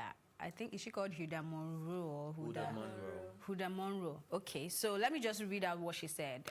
Quotes, if you have an illiterate wife, your kids are bound to be illiterate. But black men love a stupid woman so they can manipulate them. They are so scared of a smart, educated woman. What would happen if we gave women power one day? All African countries led by female presidents, they would be a better place. Men have failed us. When a woman gives birth, even if she has no means to feed the child, she will find a way. She won't let her child suffer. No matter what, she will take care of the child, school her baby and shelter and feed them. So look at your country as a baby. Let's for once give a chance to women and see the magic they'll do. They won't let their country suffer ever. They will do what it takes to create a safe haven for their baby. Who spends the most time with the kids? It's women. Educate your woman, uplift a woman, and you educate a whole nation. Okay, a whole generation, the whole world, end of quotes. I mean, it's difficult to read things when there's no command full stop, but I tried, I think. Yeah, so that's, I don't know. I think on some things, on just one thing, yeah, okay. I agree with her. Which is men are, some men, I won't say men in general, because some men are actually scared of intelligent women. Okay. But I would disagree with her when she said Men, if a man wants to manipulate, even if you have PhD, he will still manipulate you. Being an illiterate does not make you stupid. It's like two different things. I think she mixed it. Them, women. And I was supposed to she said she can't wait to get her degree. So she's saying right now she's stupid. She's stupid and they'll be manipulating her. When she graduates, she will have You know, and then another thing I would disagree with her with when it comes to leadership, it does not have to do with, have anything to do with gender. It's about having a good heart, having the people at heart. Having the leadership skills. Yeah, and what you want to do. I think gender has nothing to do with good governance. I mean, we have women leaders that failed. We have men leaders that failed. We have women leaders that have been successful. We have men leaders that have been successful. It's not about gender. So, well, she has a point, but I think she missed a lot of things trying to prove her point. Okay, so for my take, like you rightly said, a lot of men with low self-esteem are scared of successful, educated women. And vice versa. A lot of men also appreciate successful, educated women. Do you understand? So you can't generalize that because it's each to its own. It's preference, you understand? But in terms of leadership, I get where she came from when she said, a woman, even if she doesn't have the means, will look for a way. And because of the, how do I put it now? Because of this stereotype that women cannot be leaders, or because of the patriarchal system where a man is supposed to be the leader, if a woman is given the opportunity, I believe that she will go all out to prove herself. Do you understand? That's if she's given a fair chance to go at it. Because if you really look at it, a man can prove herself or to do the job. Prove herself. You don't need it to prove That's my point. Like, get the job done. Yeah, a lot of women will get the job done when it's required, and they would go all out because they're trying to prove a point. Because we live in a world where people believe that, oh, because she's a woman, she can't do it right. So I believe that a lot of women, if given the chance to be in a position of power, will do better than a lot of men. I'm not saying men won't do better. There are good men out there, but are they given that fair chance? But if a woman is given that chance and she's given the fair, equal opportunity as a man, there's this likelihood that she may just do better. Because if you think about it, women are selfless. Women think about their babies first before they even think about themselves. Men are selfish. It's a natural nature of a man. Do you understand? But women are selfless. I've met a lot of selfless women, and my mom is one of them. And if you think about his mom is selfless.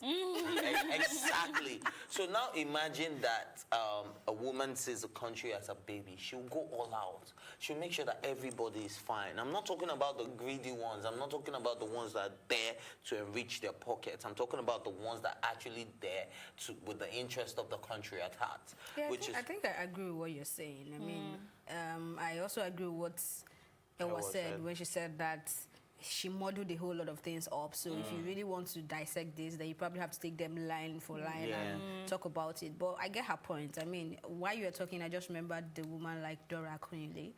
God rest her soul. I mean, she did what no one had ever done in this country. And even after her, I've not seen anyone that has been able to take up that courage to say, I'm going to sanitize this part of the country, even if it's just this section of the country that would work, and take it upon themselves to do it. I'm not saying they always come out to tell you, oh, there is a cabal, there is somebody pulling them down, there is an unknown power that you don't know. I mean, all those unknown powers were there when Dora was doing what she was doing, and she got the job done, right? So, but at the same time, at the same time, there are also women that have disgraced women like Desiani and the likes, right? So, I mean, they're the good ones and then the bad ones, right? But I feel like, as we all agree, women have not been given a lot of chance. So you cannot compare to say we have better men That's and better women because we've women not had the fair chance. So if we're given the fair chance, then we can say, okay, we had 50% of women that did the job done, and maybe 40% of men that did do the job, right? So I understand where she's coming from, but yeah, I feel like I understand that point, and she wanted to make she really made a lot of sense if you look at it. But I feel like people just picked a lot of things based on the person that is saying it. She's the one saying, and it doesn't make any sense. I read it over and over again, and I figured that she was trying to pass out a very strong message, which is basically give women fair chances and educate women. That's all. Okay, moving on to the next lady, because I think that there's a lot of wisdom in what she's trying to say. She hasn't broken it down, but I can feel the wisdom already. And I feel like I'm not even in the best position to be able to break down where she's coming from until she's open enough to say, okay, this is what I was talking about. And I hope that I can get that interview with her. But yeah, did you see the picture there? Yeah, I did, and I think it's the same thing that's happening in our music industry, where you see the musician fully dressed, and then you see the video vixens all out to just show you their body parts and all of that. And I think that's a narrative that needs to be changed, because it's not about just your body most of the time. We understand that that is Messi's selling point. If you get what I mean. Yes, because when it came out, you know, there was a story that they said, who said it? I can't remember. Somebody said something about, don't tell me there's no power. Yeah, Don Jazzy. I remember Ewa was emotional about this on this table. I totally understand where Joket Silva is coming from, and she made a lot of sense, because it seems like if the woman is half naked, then the guy too should probably be in his boxers or in his briefs or in whatever. You get what I mean? If you guys want to have that type of photo shoot. But I think in Messi's case... something just came to my head, yeah. So there was one time at home we were watching this movie, and they were showing this club scene. A guy was dancing on his own, and the girl went and started rocking him, and my mom was like, you know, they told you here. And when I saw this thing, my mom's voice just came to my head, like, they do wash it. No, they don't wash it. And let him dress. Why you not dress properly? Why is he dressed properly? But I think the concept of, because it's only one picture that is circulating, but there's several. That's the other one pictures on the cover. On the covers, but there's several other pictures. But I think if I'm the owner of that magazine too, I would want that selling points to be on my cover, because that's what will make people buy. And it's sometimes we need to realize that it's all business. Sometimes it's all about, how do I make my money back? And I think if I'm putting so much money they've put themselves in that position of controversy. So I don't know if it's just what I see, but everything I've seen come out of that magazine has been one controversy or the other. Yeah. So there's several pictures in that edition of the magazine, but everybody decided to pick on this particular one because it's the cover. But don't you think she's making sense? No, I believe she's making 100% sense, but if it was somebody else, maybe if it was just a random chick, but we know Messi likes to flaunt it. In fact, if they had told Messi, please wear something, she'll be like, no, do you know how much I did? It's investment. It's investment. Like, do you know how much I did this? I paid for this. I totally understand where she's coming from, but like you first said, let's take a look at it from the business side of it. I'm sure she was not forced.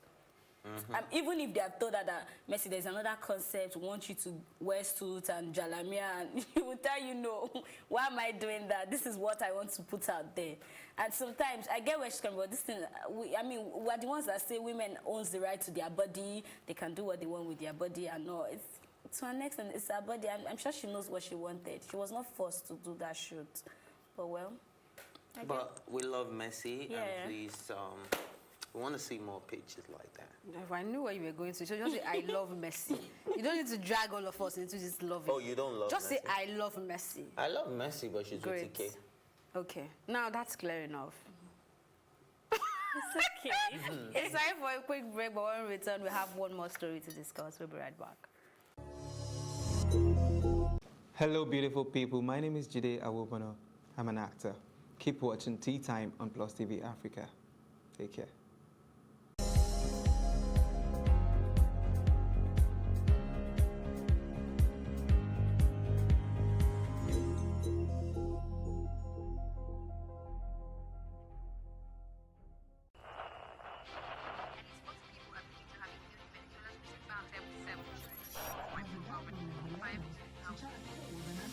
politics has helped shape the decision of the polity, from conspiracy theories to good old-fashioned comic politics. These are the results of tomorrow's election. Okay, you have it already, have you? I think we've done very well in the very difficult circumstances in which we took over governance. Plus, politics will fill the polls of the country, from friends to frenemies, even strange bedfellows, to clones and stooges. We go beyond the rhetorics and the drama to analyze the story behind the story. Let anybody come and say! The perception in itself does more harm than actual corruption that you have. Plus Politics, not just another political show. It's about putting you, the citizens, in the know.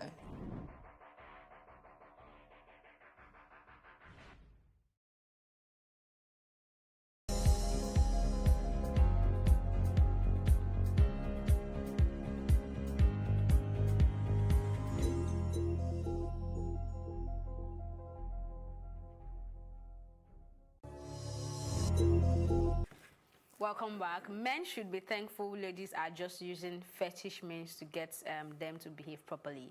This is coming from Singer Marge. And I think this is coming from a reaction where ladies were revealing the kind of juju they have done to hold men down. So the person who started this thread is Uloni. Yeah, she's an influencer and a sex blogger. So, I mean, I'll let you people share your experience. The ones that you love. Yeah, I'm going to be mute on this one. You're going to be mute. So that they will not cook for you. No,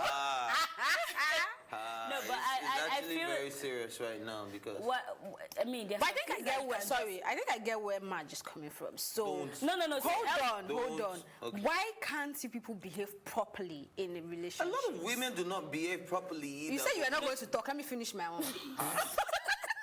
Okay. Why can't people say, I love you, and I love you means I love you in the sense of love? Not trying to form like, oh, there are more women in the world, and we are doing guys a favor by dating different women. One woman cannot satisfy one man.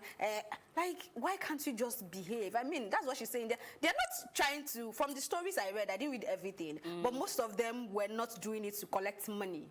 They just wanted them to love them, be their own, and not play around. That's right. Hold on, LCC, I really do not get where she's coming from.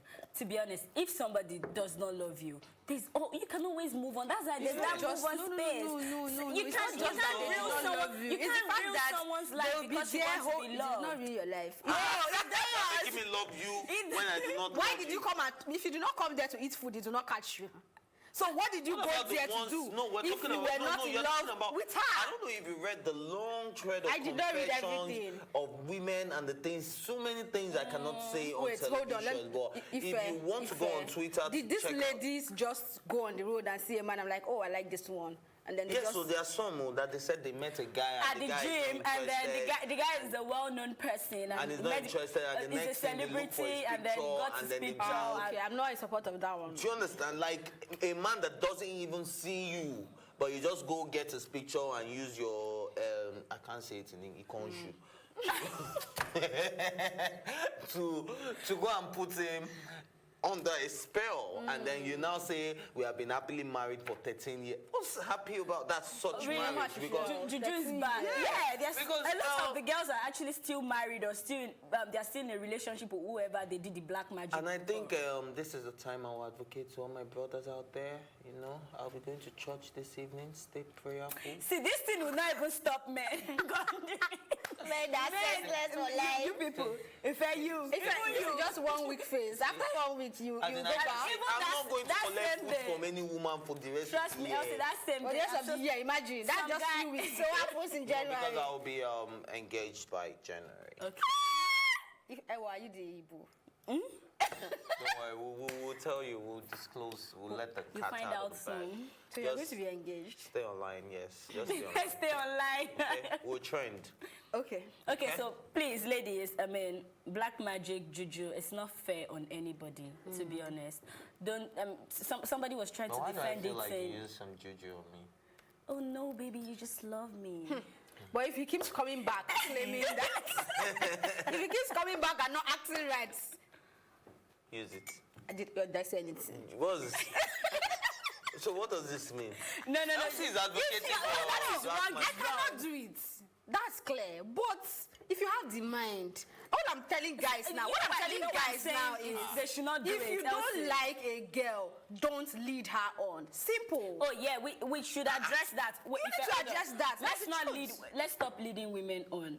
Men, you should stop it. But then women, don't use juju on anybody. Sometimes you don't lead a woman on. You let a woman know that, okay, this is exactly what I want, right? And then you guys get into this no string attached. No. It's not every time you say this is what I want. You guys get into no string attached kind of. No.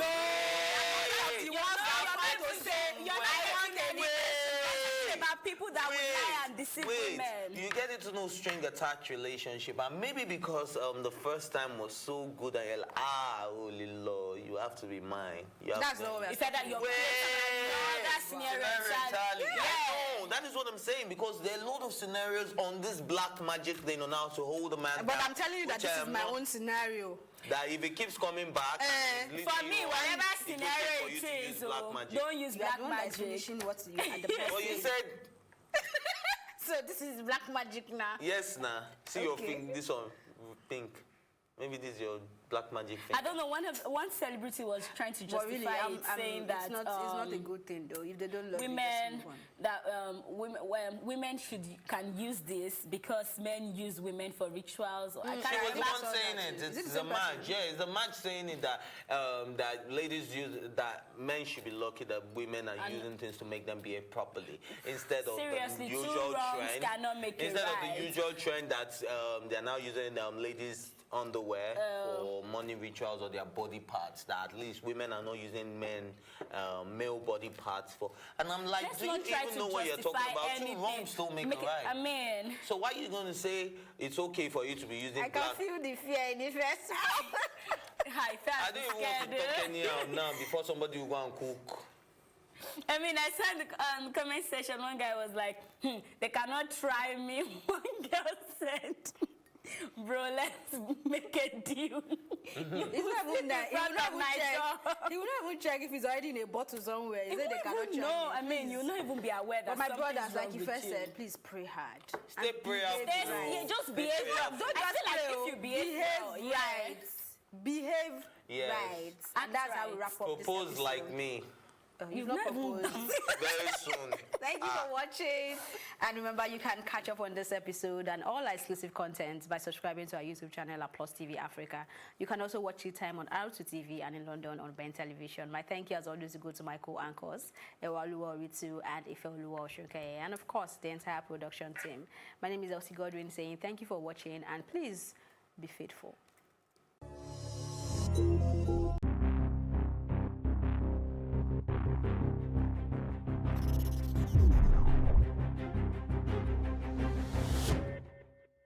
There's always lots to talk about on The Advocate. We don't like to keep you in suspense. If we have 35 revolutions a year, it will register in people's minds that 35 times people got up to try to fight. Don't abandon ship. What is in your hand? If you think about that copper that was making chairs and chairs. Yeah, him. That is what his hands has found to do. Now, a woman like Adadivo that you mentioned, why till today? Why can't we just give her this award? China did not close their border and allow their presidents to go to America or London for medical treatment. We're wasting our time on rice, and that's why every time I hear rice, I'm actually very angry. TikTok, it's time to set things in motion. No, you better not talk about revolution.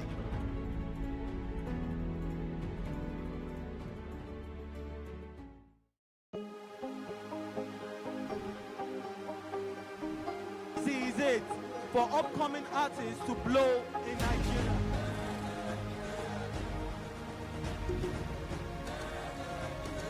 Welcome to Plus Trending. I am Buki November, your host, saying thank you for joining us on today's episode. Welcome back. It's Tea Time on Plus TV Africa. Practice makes perfect. I'm not perfect yet, but I'm a lot better than I used to be. He's a king. He's entitled to marry 100 if he wants to.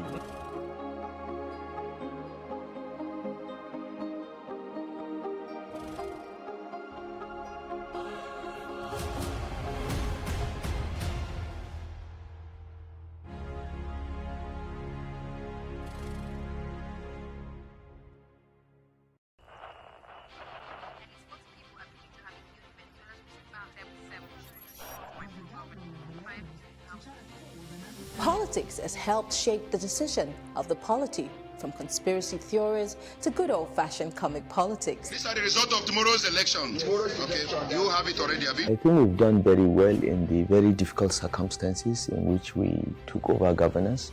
Plus, politics will fill the polls of the country, from friends to frenemies, even strange bedfellows to clones and stooges. We go beyond the rhetorics and the drama to analyze the story behind the story. Let everybody come and say. The perception in itself does more harm than actual corruption that you have. Plus, politics, not just another political show. It's about putting you, the citizens, in the know.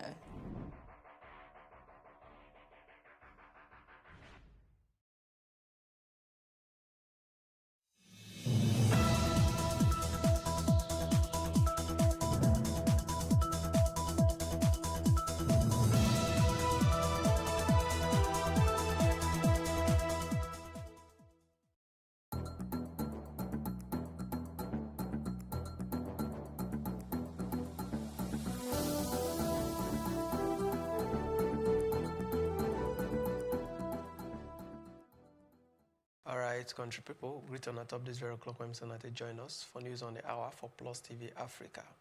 This is not the Toro MC one summer given out my name, na promise, Nero.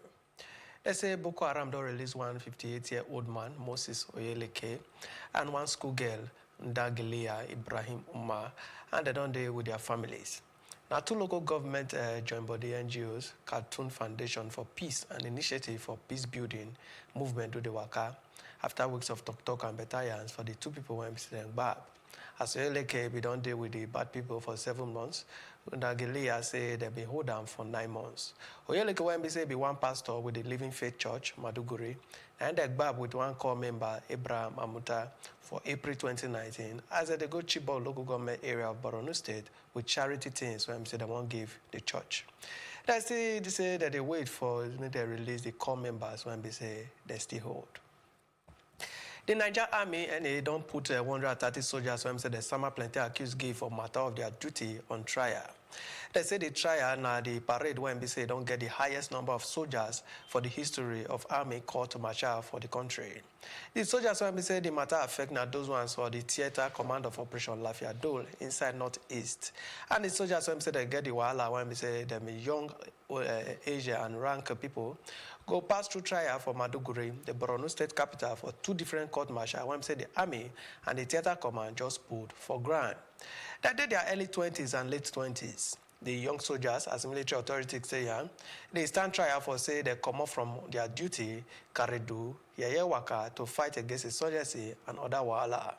The theater commander and the CGOC 7 Division don't defend their action as they set up the 2 court martial based on say the provision of Section 131 2D of the Armed Forces Act CAP A20 LFN Bhutan.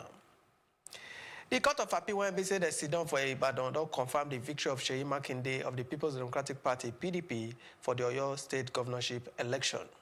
The court support waiting the governorship election petition tribunal talk when say they declare Governor Makinde as the winner of the March 9th poll. For one judgment when say Justice Abubakar Yahaya gave on Monday, now so they come out through away the appeal when they say the candidate of the All Progressive Congress APC Adebayo Adelabu 5 for the election. Justice Yahaya when he say he support waiting tribunal talk, he said not agree with the lower court for the matter of the document when we say the APC bring. He said the document when we say the appellant bring, not to guide the tribunal through proper investigate. And he can't say the evidence no follow. And the Court of Appeal for a lead judgment when we say 3 other judges agree. Rule say the tribunal not give the appellant APC and Bayo Adelabu fair hearing, and they can't set aside the tribunal judgment. As a guy for mine say the Electoral Act only give grace of 180 days to hear the case for the tribunal. They still confirm say the tribunal don't spend her time and they not fit do anything for the pronouncement as to the validity of the election. They can't resolve the palaver in favor of the appellant with the judgment from one judge, but with the mind say they not fit cancel the election of the governor of Oyo State, Engineer Seyi Makinde.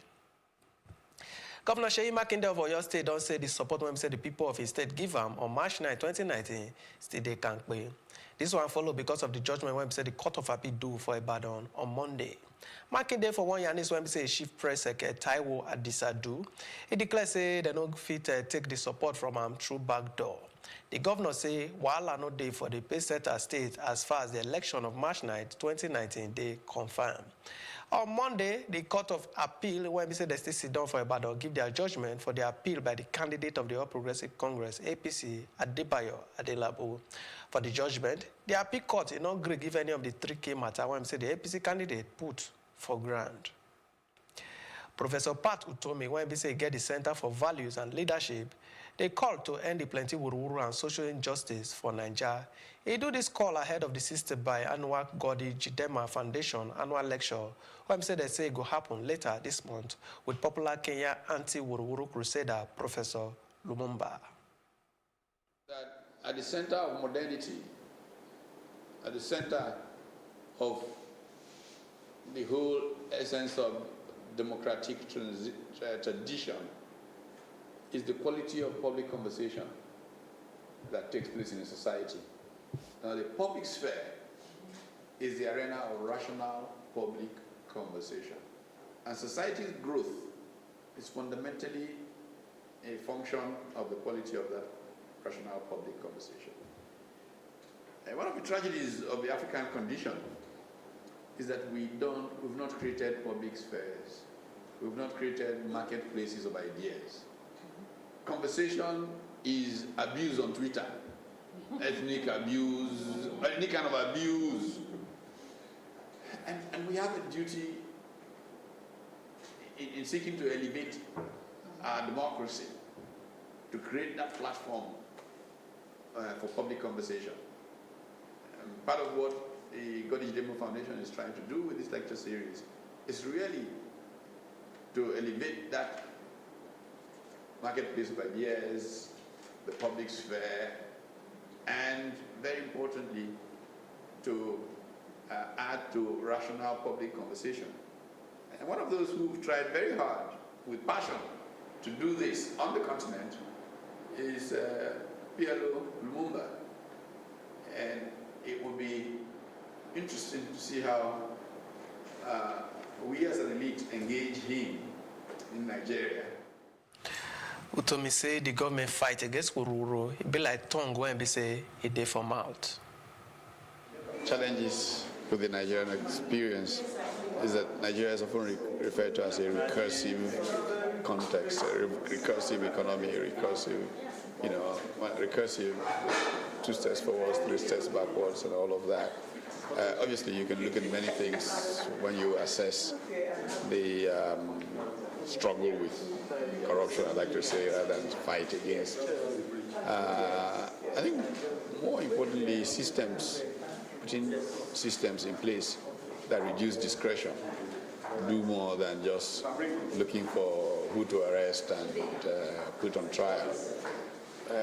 All in all, I think the body language has not been very good. I think there's a general public perception that people in public life are very corrupt. A lot of ministers are very corrupt. So why talk about corruption when you are loaded full of people? They say education a weapon to change the world. But that answer, not be waiting Nigeria forget if government continue to behave the way that they behave now to touch like the palaver for the sector. Our talk person, Messi Emmanuel, when we say follow for the roundtable matter, when we say the education reform and innovation team, IRET, and they do for Lagos, he get the report. Don't they very important? Say make talk we concern education for we country begin. Especially as CB say, now Nigeria gets the highest number of children we come out from school. One non-profit organization with the name Education Reform and Innovative Team, ERIT, don't promise say them go put hand, join the Lagos state government to help better this education balava. Education in Nigeria is in a state of crisis, and so ERIT is determined to make a dent in the problem and in the crisis. We cannot continue to fold our hands while our colleges of education turn out half-baked teachers and then pray for miracles that they will be able to educate our best and brightest to become future leaders. How can they give what they don't have? Our colleges must produce qualified and competent teachers and instructors. Our education was designed for the industrial mass production 19th century. If not, how can you explain a curriculum that still has a typewriter? and teaches shorthand when students in primary schools in the US are building drones and robots. Government needs to always engage private sector. We need to be a community of conversant people. The person waiting on top the Lagos State education matter, Ms. Folashade Adefisayo, wey dey present for the event, come bring up some better points wey some children they face. And on top of this point, now it make the children know they sabi book again. Also, for on top this matter, them can't talk many things where they fit better this situation. Social dimension is critical. They are very poor children from very poor homes. Most of them are working children, let's face it. That's why they will get to school late, because they're going to wake up in the morning to cook, to clean, take madam's children to the private school before walking down to the public school. We must leverage technology, and we must improve school governance and administration. Let me tell you, nothing will work if we do not improve the quality of the civil service. With all due respect, I've said I've met some very clever people, but I've also met too many people who are hidebound and have taken a position and they're not going to move from that position. So again, we have to do a lot of, what do you call it? Capacity building, changing attitudes, changing mindsets, which is never easy. Dayo Israel, the bros where they represent SUBEB, can also talk on ways to better the education area. In partnership with LEN, which is Mrs. Fashola's foundation, SUBEB has been doing a lot in nominating very good, bright, indigent, poor background students from across Lagos State, nominating them for scholarship, and they're going to private secondary schools, Day Waterman College, and the likes, and all of that. Of course, there are challenges in terms of maximizing the numbers, which I'm happy that the Honorable Commissioner and SUBEB is working together to introduce a new program, a co-excel, which I'm sure the Commissioner will allude to when she takes the stage, which will revitalize and introduce technology into our classroom. What we believe that will help us to do is to also deal with issues of literacy and numeracy. Children where they benefit from the Slum to School Africa can also talk their minds as per say these better things where them don't gain. They also beg the government to help children where they live for ghettos and slums, sake of make them not go get early belly or child labor and other abuses as well where them they face. Many of my young colleagues that are outside pregnant from 13 to 15, 14 in my communities, just because of what they think if they go back to school, the school will not accept them, and the school authorities are not even ready to accept them back to school. So they think if they are pregnant, that's the end of life for them. It don't declare say private hands could fit help this education palaver where we they face for Nigeria today. Professor Tam David West, one consultant of virologist and lecturer for the University of Ibadan for plenty years, he don't die. Now, 83 years now, he did when we say die. News of how he take die, he did the battalions by Oga President Muhammadu Buhari. David West, now petroleum minister when we say Buhari be there as military head of state between 1984 and 1985, for the time when we say oil prices enter $10 per barrel. Before he be federal minister, David West served as commissioner of education for the Old River State. He still served as minister of mines, power, and steel under General Ibrahim Babangida regime. Meanwhile, Oga President Muhammadu Buhari don't talk as he take penam as the prof Tam David West take die. He said Ogbonge Tam David West na friend and a guy well. State House here as well be said the president media aide Femi Adesina sign. Talk say David West, an academic and author of plenty books. He do better hands with the David West family, the people of Buguma, Kalabari, Kingdom of River State.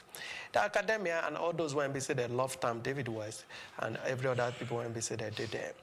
Oga President Muhammadu Buhari pray say may God rest the soul of committed nationalists and the counter all those when be say they believe for the ideas when be say get say na the betterment of Nigeria and humanity in general. All right, the news will continue after the signal break. We'll not go anywhere because we'll the show back.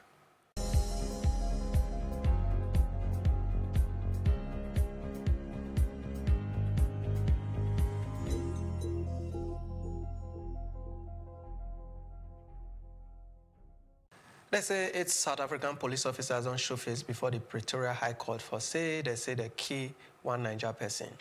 They carried them on Monday before the court for Kilikili and beat charges of more than 2 years after they killed Ibrahim Badmus for the Val area outside Johannesburg.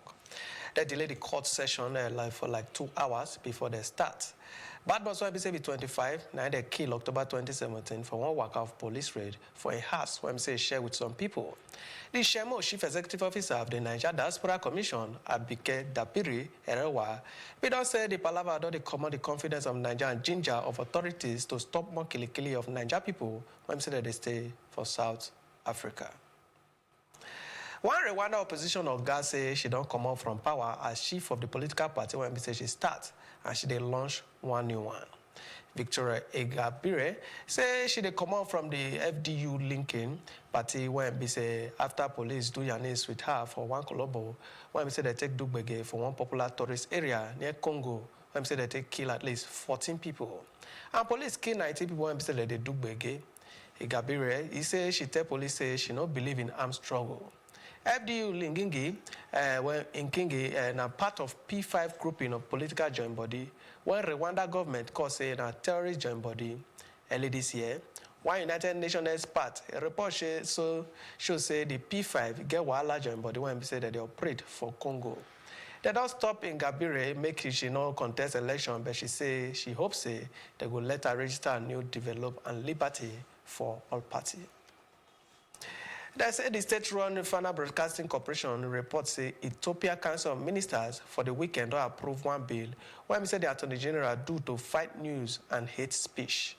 The bill official name now Computer Crime Proclamation, even with the approval by the council. They go still send the bill go Parliament and the House of People's Representative HOPRO for final approval. 1 year when the Council of Ministers give say if they were to put the law because the nation no fit touchlight wahala when they say they come from the hate speech and fake news within the laws when they say that they grant before. They say social media now one of the main place when we say they take the enter course here. Palava when we say they make people die if food there. All right, well, next one now foreign news.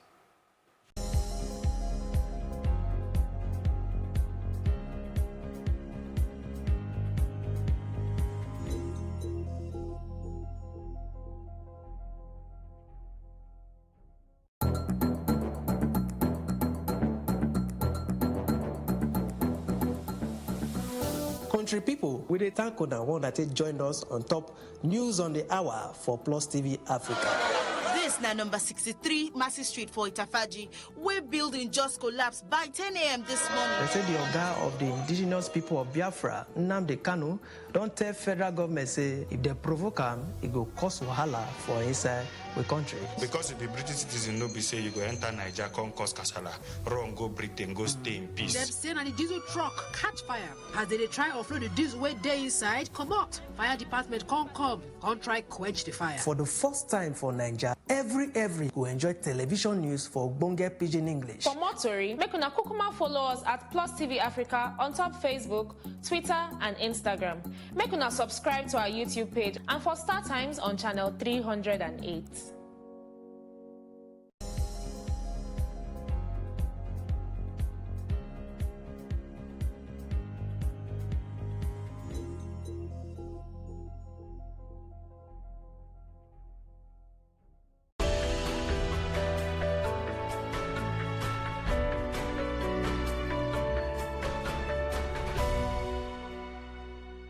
Evo Morales don't agree for one of our political safety from Mexico one day after he come off of power as president of Bolivia because of election when he said they do not agree with Oro.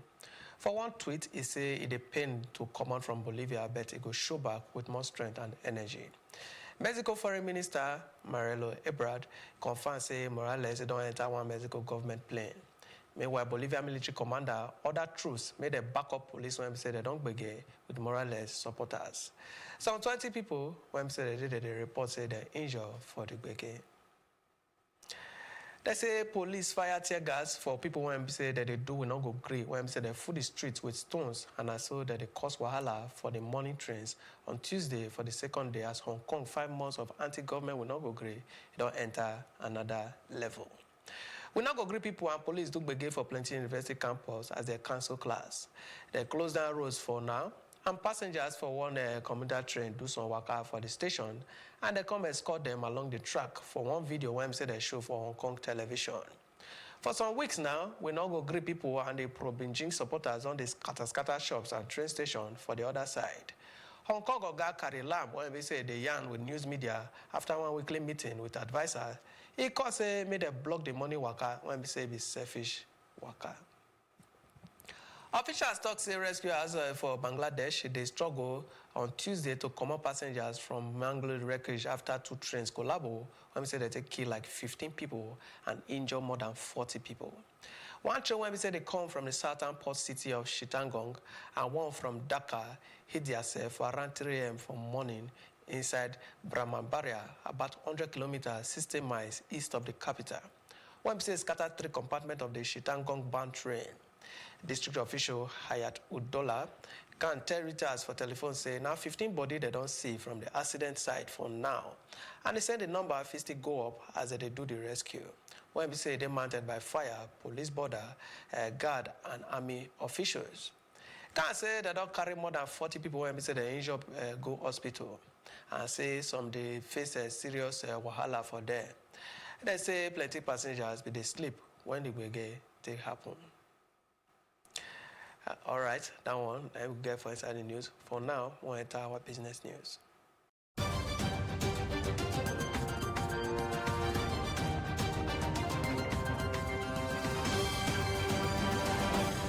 And on to business, they say one report by the World Bank Enterprise Survey don't show say hard business environment for Nigeria don't force like 322 organized private companies to close shop between 2009 and 2014. The report still say out of 5,833 firms when say the sample for the country within the period, like 1,136, now they don't report say they did the risks to close down. The World Bank Enterprise Survey when say the focus for emerging market and develop of economies covers small, medium and large-scale enterprise for the non-agricultural formal private sector. The study, they look what they cause that kind of palaver like trade, finance, labor, infrastructure, innovation, regulation, tax, and business license begin and rule of business growth. Result of the survey when we say they put for one report by the African Development Bank, when we say they call creating better jobs, strategy policies and instruments, it showed the political environment and rule as the bunke palaver when we say they make business, they die for Nigeria and other African countries. They say stakeholders for the mines and steel development sector don't yarn the need to guard against unsafe mining practice and reduce as people take the state resource for say they want to develop their country. They do this work out for Ado Ekiti for the 3rd edition of the National Council on Mining and Mineral Resources Develop with the team Niger Minerals and Metal Sector, Spectrum for Investment Opportunity for Economic Growth and Develop. The governor of Ekiti State, Kayode Fayemi, when we say before Minister of Mines and Steel Develop, he shook mad for increased funding for the mining sector because of the capital-intensive nature.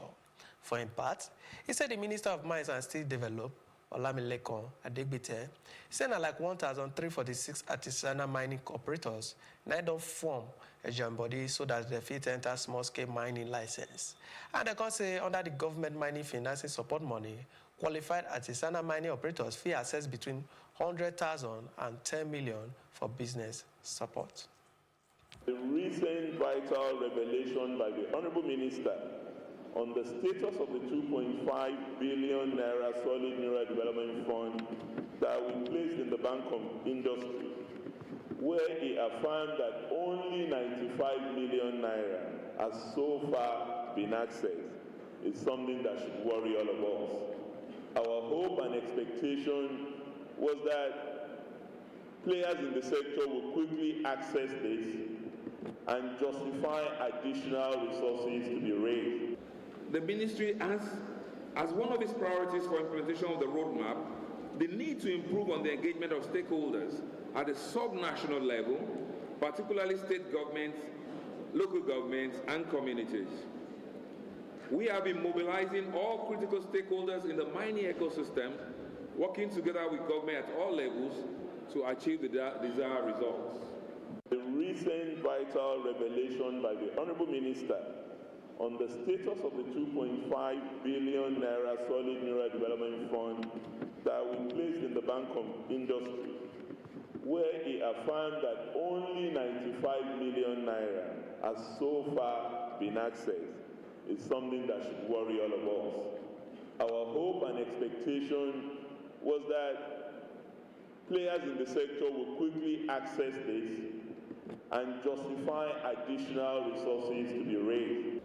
The ministry has, as one of its priorities for implementation of the roadmap, the need to improve on the engagement of stakeholders at the sub-national level, particularly state governments, local governments, and communities. We have been mobilizing all critical stakeholders in the mining ecosystem, working together with government at all levels to achieve the desired results. All right, still ahead for Plus TV Africa News. Now we're round up for entertainment and sports with the show back.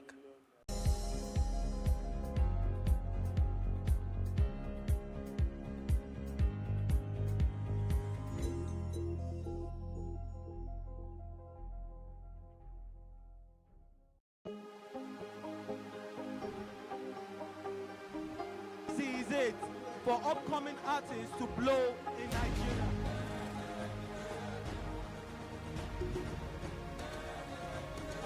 Welcome to Plus Trending. I am Buki November, your host, saying thank you for joining us on today's episode. Welcome back. It's tea time on Plus TV Africa. Practice makes perfect. I'm not perfect yet, but I'm a lot better than I used to be. He's a king. He's entitled to marry 100 if he wants to.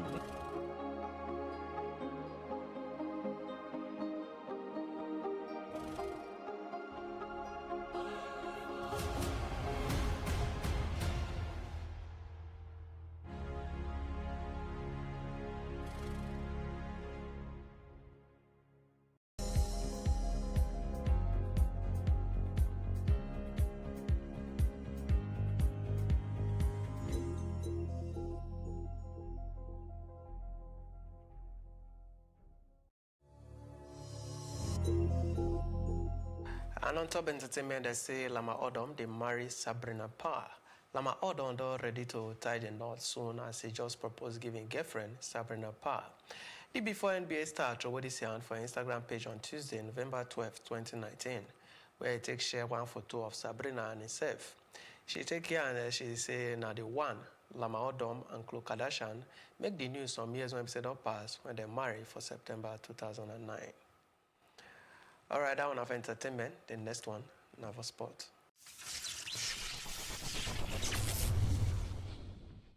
On to sport, they say Rafael Nadal waka to end the year as world number 1 in the shake with one straight set loss to defending champion Alexander Zverev for the ATP finals.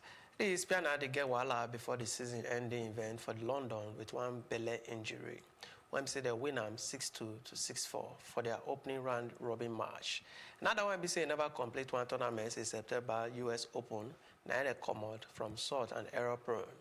Novak Djokovic, when say fit overtake Nadal for the top of the world ranking this week, he lead the other group after a win on Sunday. The top 2 players for each group after the round robin stage progress go the semi-finals on Saturday. The immense season-ending event when say they happen for London for the year feature the top 8 players of the year. All right, now for you, go back on top this very o'clock for news on the hour for Plus TV Africa. For better and plenty informate, Mona follow us on top Plus TV Africa for Facebook, for Twitter, and for Instagram. And it will make sense when I subscribe to our YouTube channel at Plus TV Africa. We go see the sermon and plenty other to read them as time they go. My name, I promise, Nero. And I thank you so that you join us on a well done.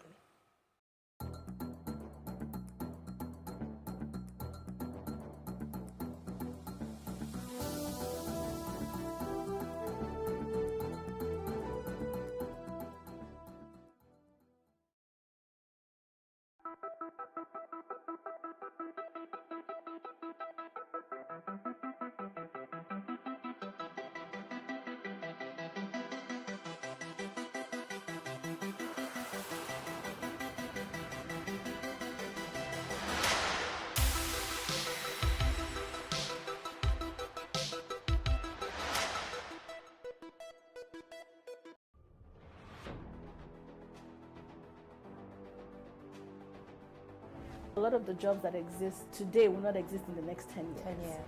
When I see people today shouting, we're not too young to run, we are ready to run. Ready to run to where?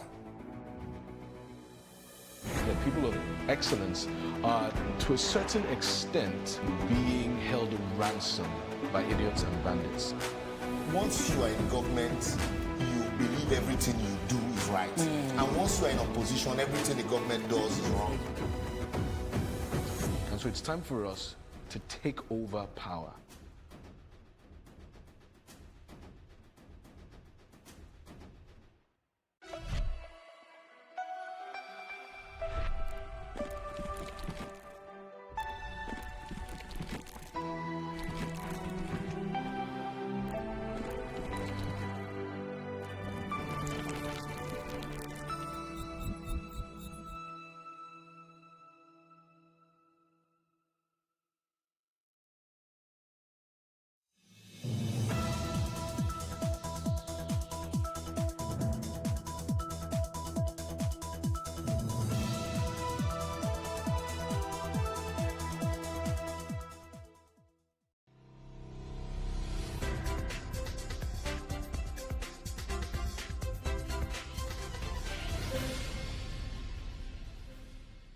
Hello and welcome to another episode of Ladies Talking Business. On this episode, I'm nothing short of excited about our guest. Stephanie Obi is an author, a speaker, coach, and tech founder. She helps entrepreneurs create, launch, and sell online courses. She has worked with over 200 women to create their online courses. Thank you so much for joining me in the studio. Thank you too. I'm happy to be here. The queen of online courses in Nigeria. It is not what you have that limits you, but it's what you have but don't know what to do with it. Tell us what inspired that particular quote. A man called Fela Durotoye. Okay. And it really hits me because I see this all the time when people take what they know for granted and they always focus on what they don't have. Oh, I don't have money, I don't have, oh, if only I had this, if only I had that. Meanwhile, they have wealth in their head, like they have knowledge that they can monetize, but it's just there sitting down doing nothing. And if only they can package that knowledge into an online course and sell it, they can sell it to Nigerians, they can sell it to Africa, they can sell it to people in any part of the world, and they can earn a healthy stream of income just by sitting down in their houses and be getting credit alerts. Now, this is something you do for a living. Yes. How many countries or how many continents have you been able to reach via training online? Oh, I've stopped counting these days, but I remember the first time that I launched my first online course. It was such a, I was shocked at the number of countries that we reached. I was just, what year was this? 2013. I launched my first online course, and people from over 9 countries signed up. I was having people from Saudi Arabia, Tanzania. I'm like, what? Oh my God! Like I didn't believe it, but it was happening. So now I've gotten used to it, and it's no longer a big deal for me. But I found that the internet is so powerful. When you just put something out there, you don't know how people somewhere will get a hold of it, and they can patronize your product. But how did it all come about? How did you start this particular niche? Because it's quite foreign for some people. So at the time, I had this hobby, Ankara accessories. I knew how to make Ankara accessories, so I used to make them. All right, and then one day I said, you know, I would like to teach other people how I make these accessories. I've done this thing for a while. I've earned so much money from it. It has helped me all through when I was in school, when I was doing my master's, my first job. Like I always had this nice side hustle. So I said, just imagine if other ladies can also have an extra stream of income. You know, let me do some trainings for them. I did my first training. I planned it. I created, you know, toolkits. I did all sorts of things, and nobody showed up.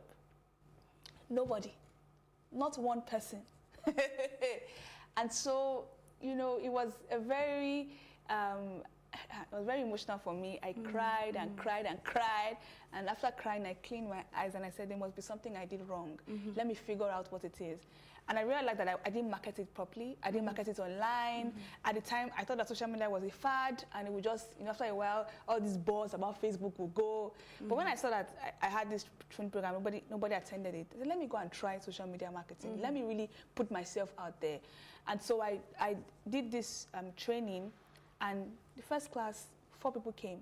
I said, okay, all right, it's a good sign. It's a good sign. A good place to so be. I kept marketing it online, and then I started getting people messages from people in Yola, Ekiti State, Calabar. Stephanie, I really want to attend your training, but I can't travel right now. Can you come to my city? You know, I was getting messages from different places. I couldn't go to all these cities, and so I said, okay, what if I do an online course? What if I do an online training and all these people can watch my training videos and I don't have to travel to all these different cities? It's exactly the same thing you'd have thought if you were present there. Yeah. So I created the online course. It was an experiment. You know, I didn't really have a lot of expectations. Let me just see if it will work. This was 2013. The internet was not that, you know, a lot of people did not have access to data. The internet bubble that we have now wasn't and at that time, we even did not really have 3G, so your phone was always on GPRS, then you had to change the setting to 3G. So it was, you know, not everyone had access to smartphone, but let me just try. I did, and to my amazement, people paid for these trainings. People kept on paying for these trainings, and they kept on paying from different parts of the world. And it opened my eyes to this online education industry. And what I did not realize at the time is that this industry was already over worth $100 billion. In the Western markets, and it was very well developed. So people already knew what it was to create and sell online courses. But in Africa, we hadn't even started because we were just getting access to the internet and stuff like that. That's how I discovered it, and I've been launching online courses ever since then. Because we see even Harvard Business School now has their online platform where they are monetizing, you know. Well, let's talk a bit about people's skill and experiences. Do you think we're taking advantage of our skills and experiences well enough? I think that we haven't, I'm talking as a country now, we haven't done so well. And the first problem is a lot of people don't know that they can even monetize their knowledge. So people don't even know. So they have skills, they have expertise, but they just have it. Or maybe they don't know how to go about it. Yeah, so some just have it, they don't know anything about it, some don't know how to do anything. Some don't know what to do. Some are a bit scared about tech. It looks complicated. Oh my goodness. And so because they don't want to start, you know, but it's a big opportunity that we can all take advantage of. I mean, when people hear tech, I'm running away. And I don't know. Yeah, so there's this widespread phobia, and it's very common among women. If you talk to women about creating online courses, the first thing they'll tell you is, hey, I'm not a techie. I'm not a techie. And you know what I always say? So when I was starting out my first online course, I had to build an online school. Like there's so many techie things I had to do because there were no platforms. Did you have that background before? I had a first class in computer science. Okay. And so I guess I wasn't scared of technology. Thank you. And so I could say I can figure this out. You know, I had that attitude. But I found that as I started helping women, they struggle with the tech. Not everybody is like me. Not everybody, you know, has studied, you know, computer science. Not everybody wants to do anything with tech. Some people have had very horrible experiences before. And so I've had my own experience. I wish share, but I've had my own experience. Yes. So I was discovering all of this, and so we decided to then build a tech platform that makes it very easy for anybody to create and sell online courses. So we now have it. It's called Train Quarters. And so what I now tell people is that it's now so easy to now create and launch an online course because you don't have to be a techie, you don't have to know how to code. You don't have to develop from scratch anymore. If you can use Facebook, if you can use Instagram, you can use this kind of platform because we've made it easy for you. Just open an account and then you're good to go. So, but when I was starting, it was tough. And I will admit it, it was tough. Oh God. I can't imagine. There's so many things we have to figure out, but yeah, it's now easy. So now you specialize in helping people monetize their skill online. How has this experience been for you? And what are the basic things that are necessary to create like an online platform? So first, for starters. First of all, you need to be clear about what you want to teach. All right, just what do I have that I can teach? And the mistake a lot of people make is that they think it has to be one something out of the moon. Look, it can be anything. It can be how to cook. It can be how to style your hair. We have clients who have done courses in all these kind of topics. Very simple, easy-looking topics. But what somebody is very good at, and that person may be weak at that thing. So, you know, if you're good at something, don't think everybody is good at that thing. Some people don't know how to do it, and they want to learn how to do it too. So the first thing is pick a topic. You have to just decide, I'm going to teach this thing. And of course, you have to see whether there's a market for it. If I decide to teach this thing, and there are people who are going to pay for this online course, that's the first thing, to validate your ideas. After that, the second step is that you structure your online course. Okay, this is going to be my outline. This is how I'm going to deliver the course. It'll be over 6 weeks, over 8 weeks. I will title it this. This is how much I'm going to sell the course. You know, that is just packaging the course, structuring it so that it becomes like an asset. It becomes property, you know. The next step is that you now start growing your audience. Because each time you want to, when you create a course, you are creating it for a set of people. Yes. When you want to market the course, you're marketing it to a set of people. So you need to have that audience that you're grooming and nurturing them, talking to them, attracting them. Because online, it's like it's kind of a scary place because you don't know if you're going to get scammed or if somebody's going to steal, you know, take your money and disappear. There are quite a number of scammers. Yeah, things like that. You must say. So you have to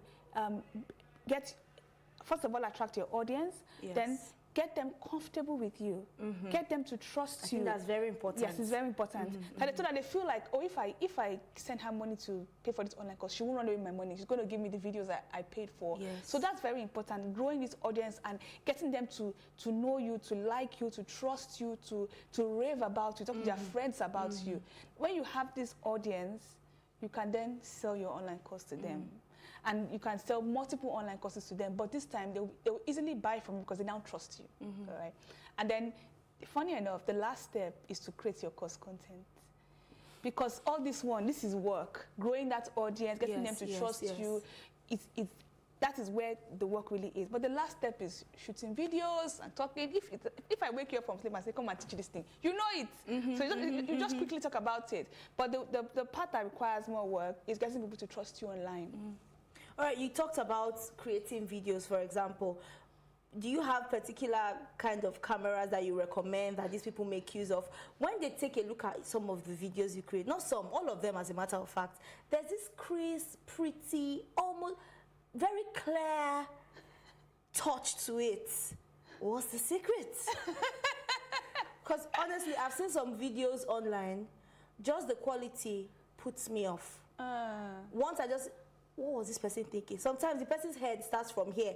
What happens to the rest of your head is gone. So what are those particular things I should also take note of while creating videos for your online content? So one of the things I always think about is I think about how my viewer will feel when they're watching this course. So in particular, because I talk about tech, I know that they're scared of tech.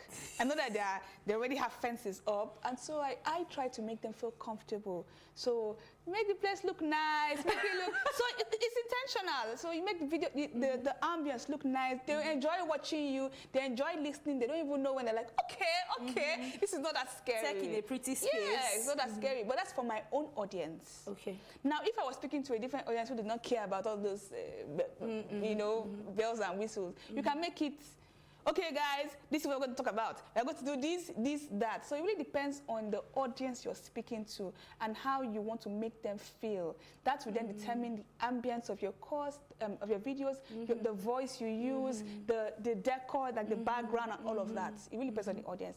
Secondly, there are no hard and fast rules about the equipment and all of that. If you don't want to get involved in it, you can just outsource it. If you want to do it yourself, you can get a camera. I don't like making the barriers to entry very high. So any camera you can afford, you can start with that. Whatever phone. The great thing about online courses is that you can launch version 1. After a while, you upgrade it and launch version 2. After a while, you know, as your brand grows, you can look at those videos and say, this video is not what my brand. I need to upgrade. Straight up. Yeah, but what's very important is you start. So no matter what level you are, you can decide to do it yourself with whatever camera you have, or you can decide to outsource it to someone who can do it for you. Or you can even decide to record your slides, do video recordings, where you're just recording your slides. But it depends on what kind of online course you're teaching. When I was creating my first online course on how to make Ankara accessories, that one was a practical class, so I needed videos to show my hands and what I was doing. But if you're teaching something like maybe English or something like it's just you communication. It's just me talking and I'm just explaining certain things to you. In that case, you can actually use a slide presentation and just record your voice over the slides. Yes. How expensive is this? Do you need a capital of what? 100,000, 200, 300? So, because people tell you, I have the skill, but the money I don't have. The beauty about this thing is that no matter where you want to start from, there's a way to go about it. If you want to say, I'm going to do DIY, you can just use your phone. You can use your phone, you won't pay anything. If you say, I want to go high tech, nice videos, I want the animation to be going like this, that's all you pay for that. So it depends on what your budget is. Okay, any amount. All right, so we're going to hold on for a bit now. All right. We'll take a quick break. Remember, you're still watching Ladies Talking Business on Plus TV Africa. Do stay with us.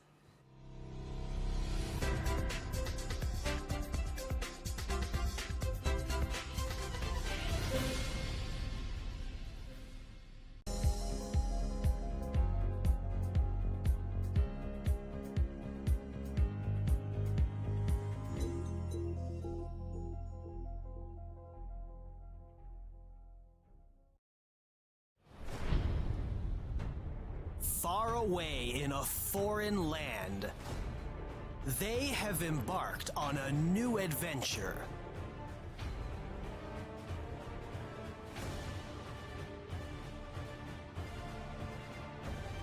What challenges will they confront?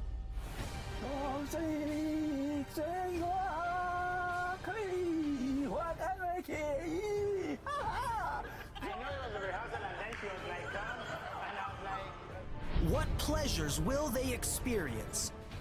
Is to be the best in this competition because I really want to show the African how beautiful they are. Amazing! A brand new life with all possibilities.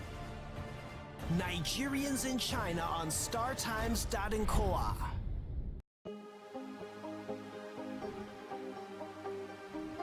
Seize it for upcoming artists to blow in Nigeria.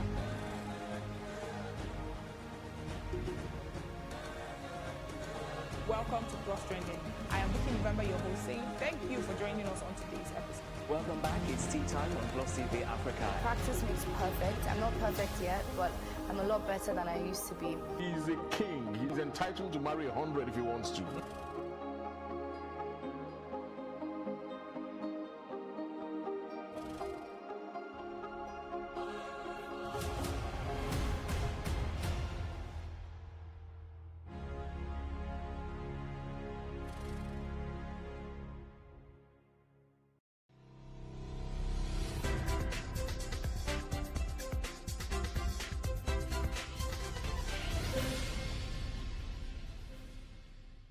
Thank you for staying with us. All right, Stephanie, let's just talk a bit about consistency. I know we touched a bit on it before we went on break, but when you're creating your online content, the need for consistency. So there are different reasons why you need to be consistent. Number one, I'll start with clarity of idea as well. All right. So I'll start with the one that I'll start with one a lot of people like to hear about. Number one is the money. Now, let me tell you something. If you launch your first online course, let's say you just launch your first online course, you can make your first $1,000 from your first online course. If you relaunch it again, you can make more. If you relaunch it again, you can make more. I've seen clients go from $0 to $10,000 just by being consistent, relaunching the course over and over and over again. So that alone is enough motivation. But you know what I find? People who are led to teach people, they're teaching because they really want to impact lives. So that's another angle. When you start impacting lives, you will start hearing the stories of the lives that are being transformed. And if you just hear one testimonial, that can keep you consistent. I can remember that the first online course I launched, back again when I was in Ankara Accessories, one girl from UK sent me a message. She said, Stephanie, when I came on your online course, I felt I was very sad. I was out of a bad relationship, and so I didn't feel like, I didn't feel like I could do more with my life. I was broken. I came on the online course. I took lens and camera accessories. I started my own business. I'm now making my own money. Like, I don't have to rely on men anymore. I feel confident. I feel like I can achieve something. I've always wanted to go to fashion school, but I didn't feel I was good enough. I applied to fashion school and I got in. I want to tell you, thank you for changing my life. Now, this was just one of the testimonials I got. I kept getting testimonials consistently. And so what you find is that this business helps you to impact lives and also make money. So it's a win-win. So no matter what you're motivated by, if you're motivated by impact, it works. If you're motivated by money, it also works. So that would help you to become consistent because you wake up and say, the work I do is important. There are lives that need to be changed. And if I put myself out there, if I keep launching these online courses, their lives will be changed and I'll also earn a stream of income. Yeah. All right. What are those major challenges that your clients complain about before they start their online courses? So there are a number of them. The first one is clarity, like you mentioned. I'm not sure what to teach. I'm not sure if anybody wants to learn this topic. I'm not sure if I'm good enough. Who am I for people to pay me? You know, and I'm not techie, I'm not pretty enough, I may not make sense. And so what I find is that a lot of the challenges that they're going through is all in their mind. So something, over the years, there are things that have told them consistently that what they have is nothing, that they cannot be more or do more. And so they're holding on to those limiting beliefs and it holds them down. So when they come on the program, it's like war against these negative thoughts that I've held for so long. But when they break through, it's like when they break through, they start to blossom. It's like, doing all sorts of things that they thought that they couldn't do before. But now, they can now, you know, you see them launching all sorts of programs. It's like they've come into their own now. So the biggest challenge really is the mindset. The second challenge they have is strategies. Okay, you've told me about launching an online course, but how? How can I do it? I know what I want to do, but how can I do it? How can I get these results? The third challenge is the tech. They're terrified of it, or they've tried it before, it couldn't work out, so they don't think that they are the kind of people who can launch online courses. But now that has been resolved because of our tech platform that we just launched, Train Quarters. So those are the major challenges that they have. How can online course providers ensure that they remain, their contents consistently add value to their clients? Are there certain questions you should ask yourself? Yes, but before you ask yourself those questions, you also have to ask the audience. So let me explain this. An online course is not just about you selling your knowledge or selling information. An online course is a solution to a problem. So before you create an online course, you must have identified the problem. These people are complaining about X, Y, Z. So when you come and say, when you come to the online course, you're asking, what can I teach them that will help them to resolve that problem that they have? So your course, when you're creating your curriculum, you'll be asking yourself, what's the first thing they have to know? What's the second thing they have to know? What's the third thing they have to know? All right, so you are asking yourself questions in response to the problem you have identified. So the first step is to go and do the research and to hear people complain about a particular problem. Then you go back and say, okay, based on the results I've achieved in my life, how can I help this person? Now, that when you go and do that research, there are times where you say, this problem, I cannot solve it. It's not my problem. Maybe another person will solve it. But then you will also hear problems that you can solve. So your online course will focus on solving those particular problems. Now, if you focus on solving problems for people, that's the only way you can remain relevant. Because they will continually thank you when they've gotten results. They'll keep coming. They will keep referring your work. They will go to the hilltop and scream it that, oh God, this course changed my life. And because of that, a lot of people will sign up for the course. So that's why you will see online courses. The first time they launch, maybe 10 customers. Second time they launched, and they now have testimonials from the first set, they can double their number of customers, they can triple, they can grow times 10, and each time they keep relaunching, as they're relaunching and showcasing testimonials of people who have been through the program, more people keep signing up. Yeah. We need to leverage on these online platforms more, but we see that some businesses are still very comfortable using the traditional methods of selling. Well, you know, like what they say, the day you wake up, it's your morning. The day you wake up is your morning. Sometimes when you see people doing stuff online, you don't realize how much they're making. When you start hearing how much people are making from doing online courses, you will wake up. Oh, wow. Especially because, you know, the thing about online courses is that you just do it once. You do the video recording once. And then you start selling those set of videos over and over and over again. Now, if you compare that to you always doing physical, always expending energy, doing physical training, and then you have to pay for the hall, pay for food, pay for power, pay for this, pay for that. If you just do the numbers, you see which one is more profitable. So some people have just not seen the business opportunity, but one day they will see it. And this particular conversation requires a lot of marketing, which some people may not be able to do themselves. So how would you advise that they push, you know, these platforms?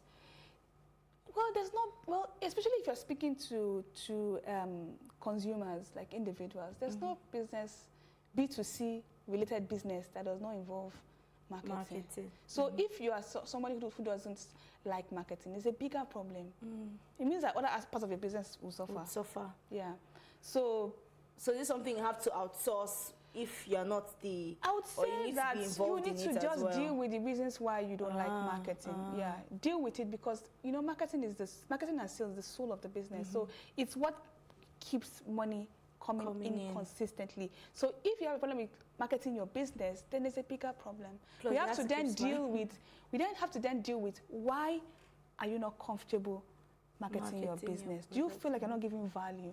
If you're giving value, I want you to think of, there's this, I like to paint this picture.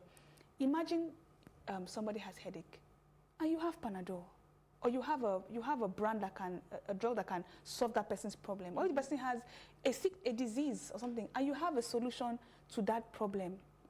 Are you going to stay down in your house and say, I don't like marketing, let that person die? Is that not wickedness? Marketing is saying, I have a solution. Let me come out so that people who are suffering can see my solution. That's how to look at it.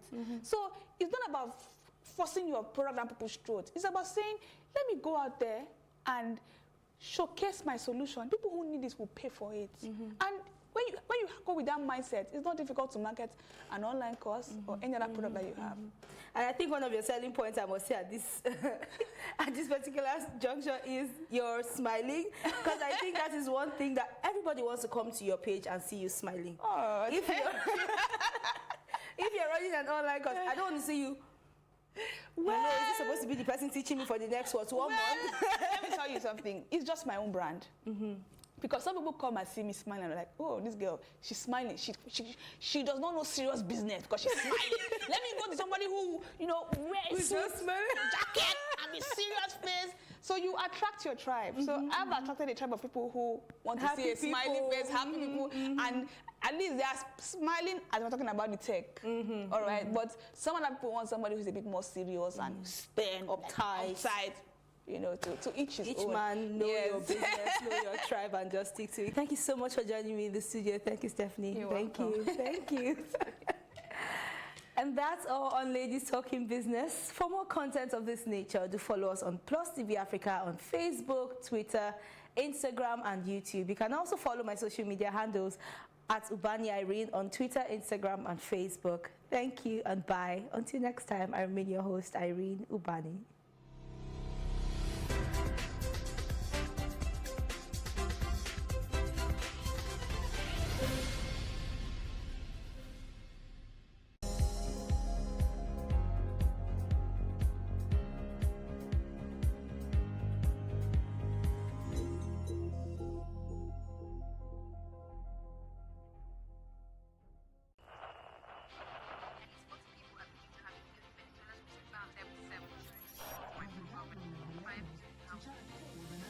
politics has helped shape the decision of the polity, from conspiracy theories to good old-fashioned comic politics. These are the results of tomorrow's election. Okay, you have it already, have you? I think we've done very well in the very difficult circumstances in which we took over governance. Plus, politics will fill the polls of the country, from friends to frenemies, even strange bedfellows, to clones and stooges. We go beyond the rhetorics and the drama to analyze the story behind the story. Let anybody come and say! The perception in itself does more harm than actual corruption that you have. Plus Politics, not just another political show. It's about putting you, the citizens, in the know.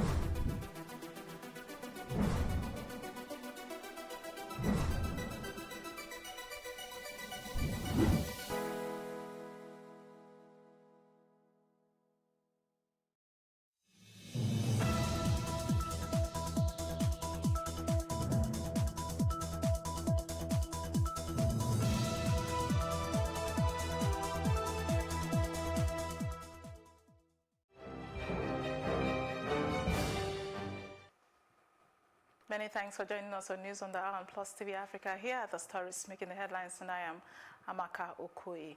Femi Falana, lead counsel of Revolution Now convener Omoyele Sowore, has alleged that the Nigerian government is plotting a fresh charge against his client, whose bail conditions was perfected last week. The DSS had previously claimed that they refused to release Omoyele Sowore because no one came for him. However, after lawyers, supporters and family members of the activists showed up at DSS headquarters in Abuja on Saturday, November the 9th, the media personality who is facing charges of treason and insulting President Buhari was still not released. Speaking at a TV program on Monday, November the 11th, Femi Falana said the activist is yet to be released because the Nigerian government wants to extend his detention.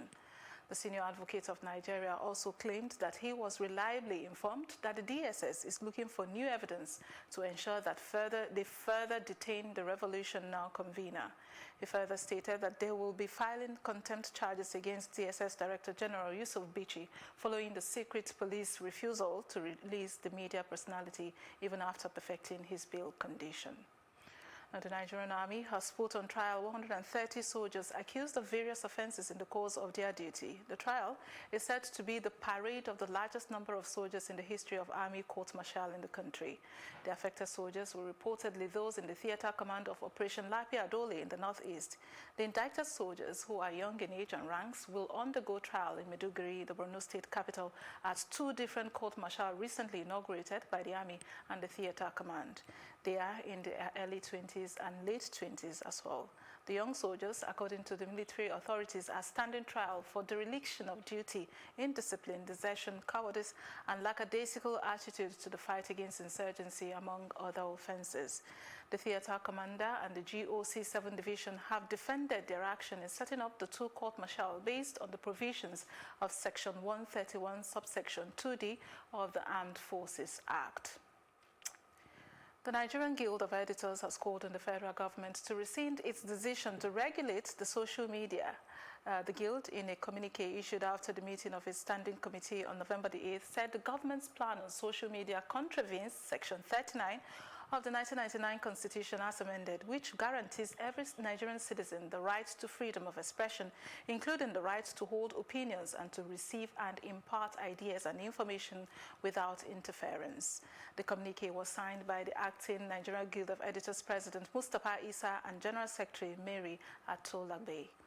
The Nigerian Guild of Editors reminded the government that similar attempts in the past to gag freedom of speech were misconstrued by security agents and public officials to harass, arrest, and in most cases, illegally detain journalists and other Nigerians for holding their opinions.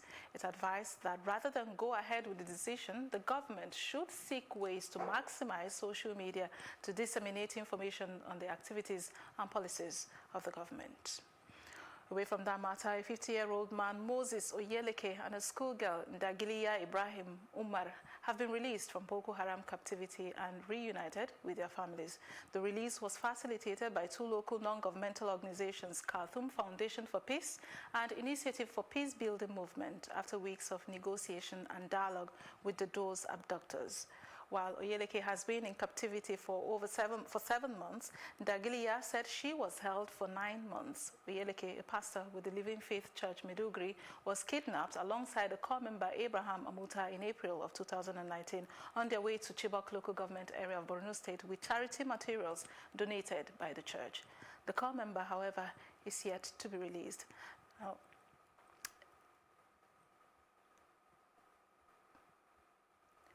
Now, tackling corruption and social justice, Part Utomi calls for prompt action from the government. The professor, who's the founder of the Center for Values and Leadership, is calling for an end to increasing corruption and social injustice in Nigeria. He made this call ahead of the 6th biannual Godi Jidema Foundation annual lectures scheduled to hold later this month with the popular Kenyan anti-corruption crusader, Professor Patrick Lumumba. At the center of the whole essence of democratic tradition is the quality of public conversation that takes place in a society. Now, the public sphere is the arena of rational public conversation. And society's growth is fundamentally a function of the quality of that rational public conversation. And one of the tragedies of the African condition is that we've not created public spheres. We've not created marketplaces of ideas. Conversation is abuse on Twitter, ethnic abuse, any kind of abuse. And we have a duty. It's very important with the Nigerian experience is that Nigeria is often referred to as a recursive context, a recursive economy, recursive 2 steps forwards, 3 steps backwards, and all of that. Obviously, you can look at many things when you assess the struggle with corruption, I'd like to say, rather than fight against.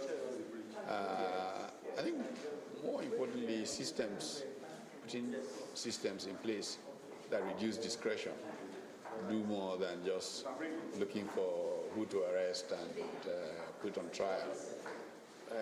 All in all, I think the body language has not been very good. I think there's a general public perception that people in public life are very corrupt. A lot of ministers are very corrupt. So why talk about corruption when you are loaded full of people?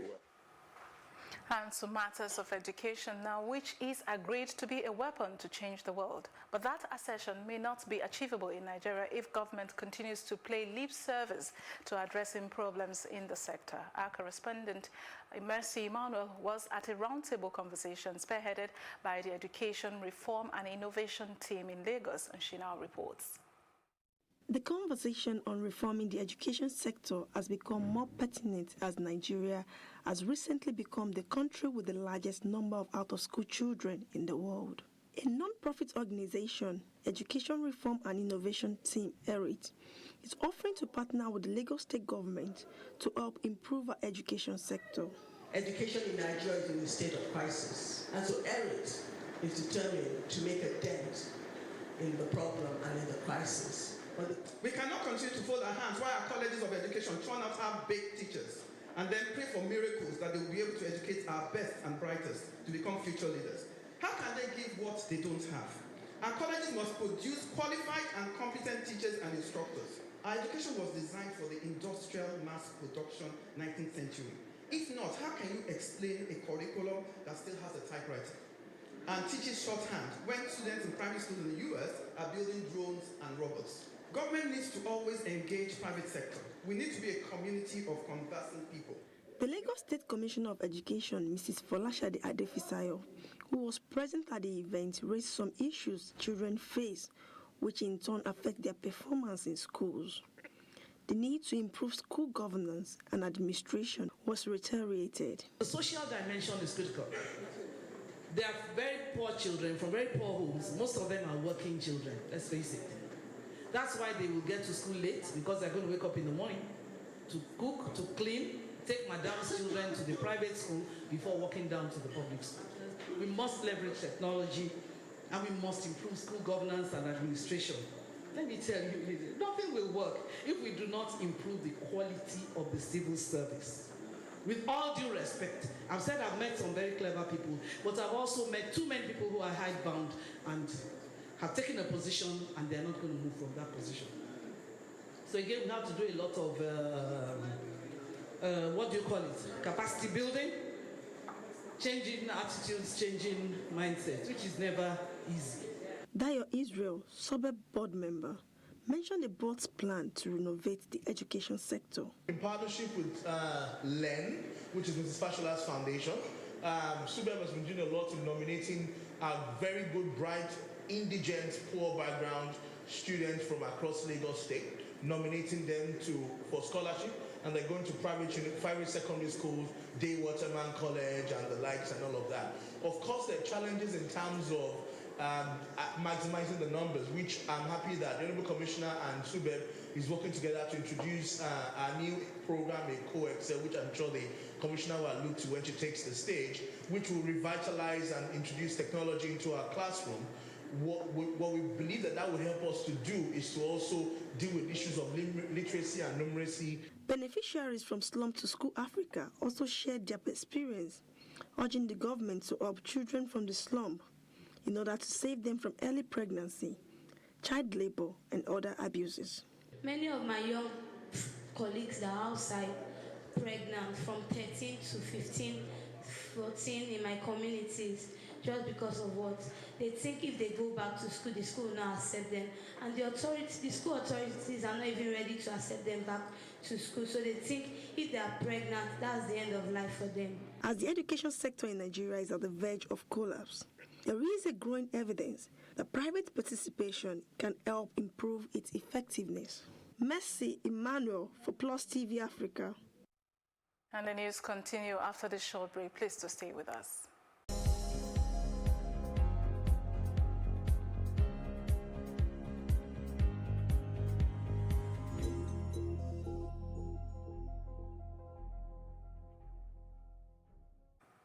On to the African scenes now, where South Africa yesterday said it would no longer allow its citizens to attack foreigners or destroy their businesses in the country under any guise. The Premier of Gauteng Province, David Makhura, said this at the opening ceremony of the 2019 Africa Investment Forum in Johannesburg. He said South African authorities were already tackling the xenophobic issue and would soon put an end to it. He urged African leaders to create the right environment for business to thrive on the continent. He also advised them to pay more attention to youth and women empowerment as they form the largest part of the continent's population.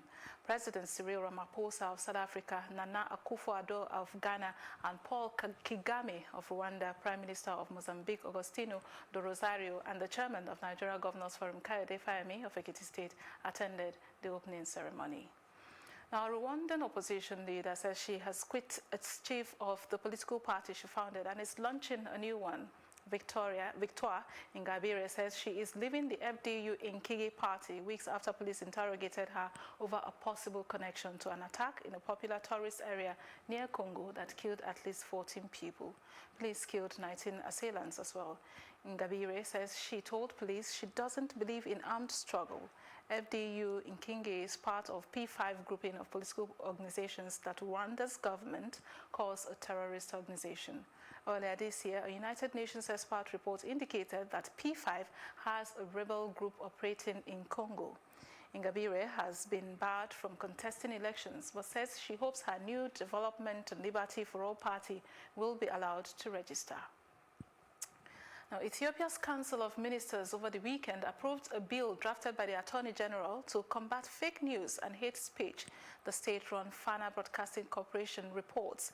The bill's official name is the Computer Crime Proclamation. Despite approval by the Council, the bill will be sent to Parliament, the House of People's Representative, for final approval. A statement issued from the Council of Ministers said it is deemed necessary to enact the law because the nation cannot address problems arising from hate speeches and fake news with existing laws, end of quote. Now, social media has been identified as one of the main avenues through which users have incited ethnically tinged violence, leading to deaths and displacement. And that will be it on the African Scenes, and up next will be our foreign news.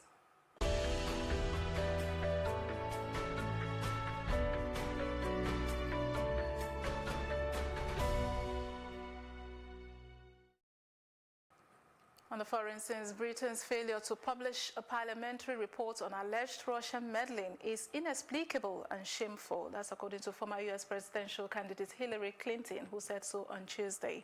The report by Parliament's Intelligence and Security Committee has been cleared by the security services, but it has not yet been given approval for publication by Prime Minister Boris Johnson's Downing Street office, meaning it will not be released before a December 12th election. Britain has accused Russia of meddling and trying to interfere in Western elections. Moscow has repeatedly denied any meddling and says the West is gripped by anti-Russian hysteria. The ISC was examining allegations of Russian activity aimed at the United Kingdom, including in the 2016 referendum on EU membership, when Johnson was leading a campaigner to leave. I'm dumbfounded that this government won't release the report about Russian influence, because every person who votes in this country deserves to see that report before your election happens. That should be an absolute condition, because there is no doubt. We know it in our country. We have seen it in Europe. We have seen it here, that Russia in particular is determined to try to shape the politics of Western democracies, not to our benefit, but to theirs. The Afghan President Ashraf Ghani said Afghanistan is to release 3 high-ranking Taliban prisoners in exchange for 2 hostages held by the group. The 2 hostages, one U.S. and one Australian, were lecturers at the American University of Afghanistan in Kabul when they were kidnapped in 2016. Anas Haqqani, a leading figure in Haqqani militant group, and 2 other senior commanders are part of the deal. It is thought that the exchange could lead to progress in national peace talks. The hostages involved in the swap are U.S. citizen Kevin King and Australian Timothy Weeks. The pair appeared in a video released in 2017 appealing to the then U.S. President-elect Donald Trump to agree to a deal to secure their release. Israel has killed one of the most senior commanders of a militant group in the Gaza Strip in an airstrike. Baha Abu al-Atta, a leader of the Palestinian Islamic Jihad, was killed along with his wife when a missile. Edition of the African Investment Forum, which opened in Johannesburg, South Africa on Monday. Answering a question on the relevance of African Continental Free Trade Area with the border closure by Nigeria, the bank chief expressed confidence that Nigeria would resolve the issues with its West African neighbors before AfCFTA's commencement in July of 2020. He, however, urged Nigeria and other African countries to learn to deploy tech and 22 organized private companies to close shop between 2009 and 2014. This is according to a report by the World Bank Enterprise Survey. The report also said that out of 5,833 firms sampled in the country within the period, at least 1,136 were reported to be at the risk of closing down. The World Bank Enterprise Survey, which focused on emerging markets and developing economies, covered small, medium, and large-scale enterprise in the non-agricultural formal private sector. The study looked at the effects of factors such as trade, finance, labor, infrastructure, innovation, regulations, taxes and business licensing, crime, informality, and corruption on business growth. Results of the survey, which was published in a report by the African Development Bank entitled Creating Decent Jobs, Strategies, Policies and Instruments, identified political environment and corruption as major obstacles to the survival of businesses in Nigeria and other African countries. Now, stakeholders in the mines and steel development sector have stressed the need to guard against unsafe mining practices and reduce instances of individuals exploiting the state resources to the detriment of the country's development. They made this point in Ado-Ekiti at the 3rd edition of the National Council on Mining and Mineral Resources Development with the theme Nigeria Minerals and Metal Sector Spectrum for Investment Opportunities for Economic Growth and Development. The governor of Ekiti State, Kayode Fayemi, who is a former Minister of Mines and Steel Development, canvassed for increased funding for the mining sector owing to its capital-intensive nature. On his part, the Minister of Mines and Steel Development, Olamilekan Adegbite, said no fewer than 1,346 artisanal mining operators had formed cooperatives in readiness to access small-scale mining licenses, adding that under the government's Mining Finances Support Fund, qualified artisanal mining operators could access between 100,000 and 10 million naira in business support. The recent vital revelation by the Honourable Minister on the status of the 2.5 billion naira solid mineral development fund that we placed in the Bank of Industry, where he affirmed that only 95 million naira has so far been accessed, is something that should worry all of us. Our hope and expectation was that players in the sector would quickly access this and justify additional resources to be raised. The ministry has, as one of its priorities for implementation of the roadmap, the need to improve on the engagement of stakeholders at the sub-national level, particularly state governments, local governments, and communities. We have been mobilizing all critical stakeholders in the mining ecosystem, working together with government at all levels to achieve the desired results. Now, be it on business at this hour. Still ahead on Plus TV Africa News is a roundup on entertainment and sports news. We will be back in a moment.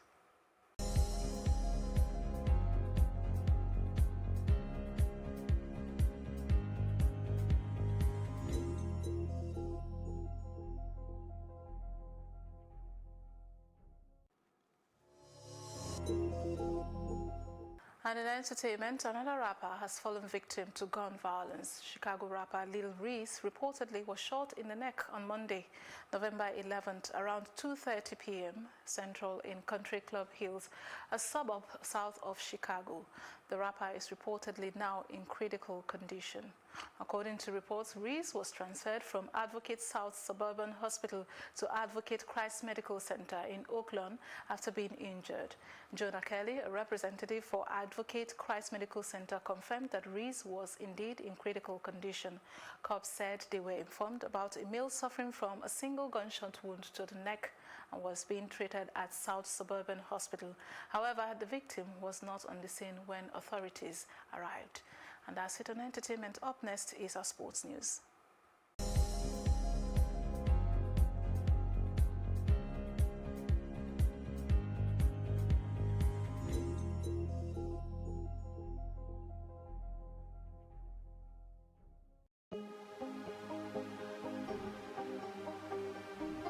This is it for upcoming artists to blow in Nigeria.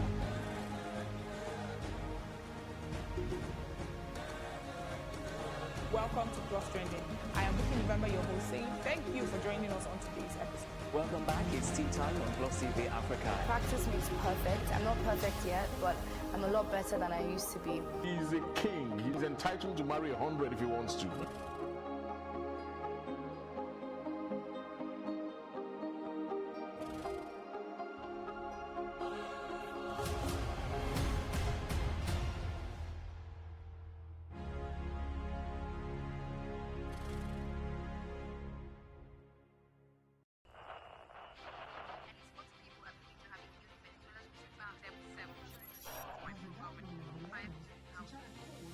Politics has helped shape the decision of the polity, from conspiracy theories to good old-fashioned comic politics. These are the results of tomorrow's election. Okay, you have it already, have you? I think we've done very well in the very difficult circumstances in which we took over governance. Plus, politics will fill the polls of the country, from friends to frenemies, even strange bedfellows to clones and stooges. we go beyond the rhetorics and the drama to analyze the story behind the story. Let anybody come and say. The perception in itself does more harm than actual corruption that you have. Plus Politics, not just another political show. It's about putting you, the citizens, in the know.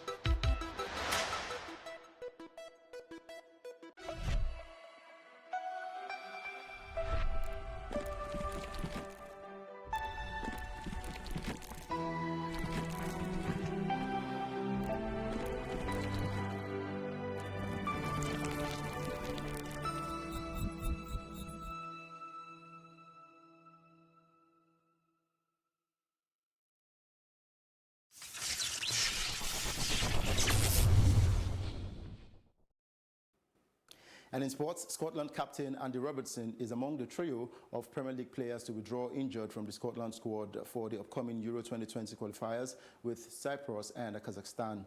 Manchester United midfielder Scott McTominay and Bournemouth winger Ryan Fraser joined Liverpool left-back Robertson in pulling out.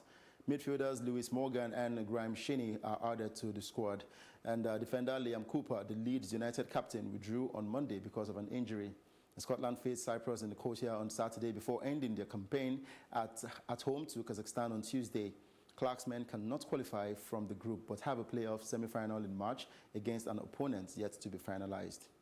And still in sports, moving over to Formula One, Red Bull have named Alexander Albon as the second Formula One driver for next season.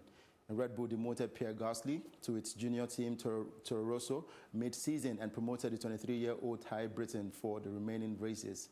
And Albon has finished in the top 6 in every race he has contested for Red Bull, outscoring teammate Max Verstappen by 19 points.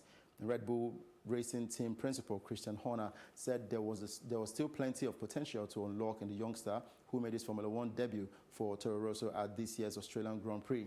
Meanwhile, Gasly will remain with Toro Rosso for the 2020 season alongside Daniel Kvyat.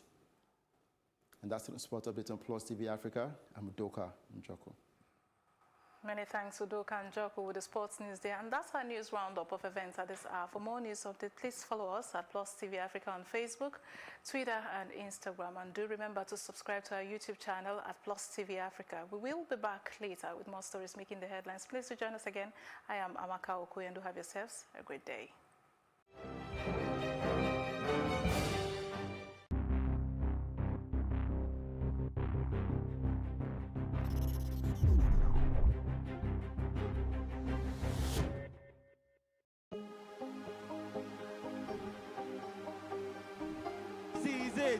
For upcoming artists to blow in Nigeria.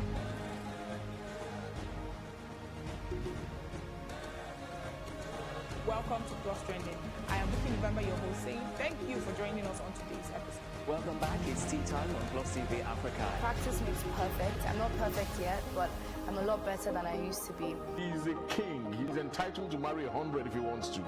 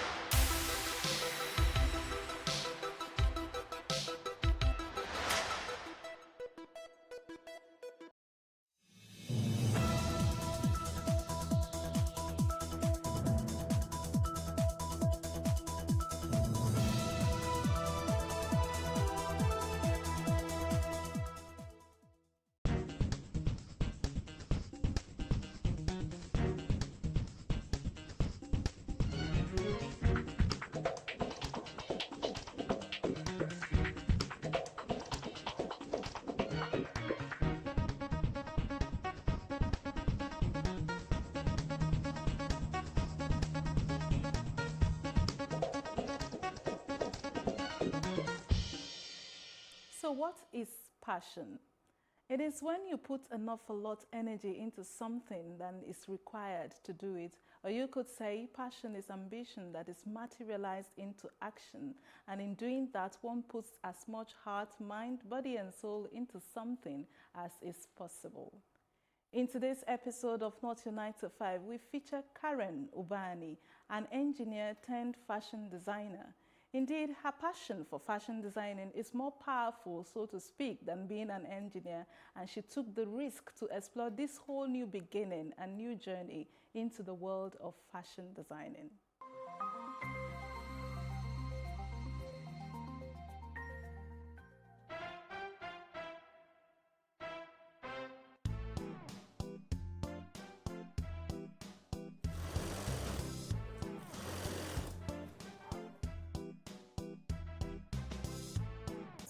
I decided to go into management consulting for about Onadene Rongusanya in Surulere, Lagos. My former job as an engineer, first of all, was basically more of maintenance and electrical wiring. So basically, electrical maintenance of all the electrical equipment at the terminal. It was an oil and gas company, so I used to work from their terminal, the headquarters in Apapa. So it was basically maintenance of all of the electrical equipment, signing off on vendor forms and supervising contractors, electrical contractors on the site, as well as wiring and all of those things. After then, I now moved into management consulting, which was very, very exciting for me. I like the fact that I had the opportunity to learn how big businesses run.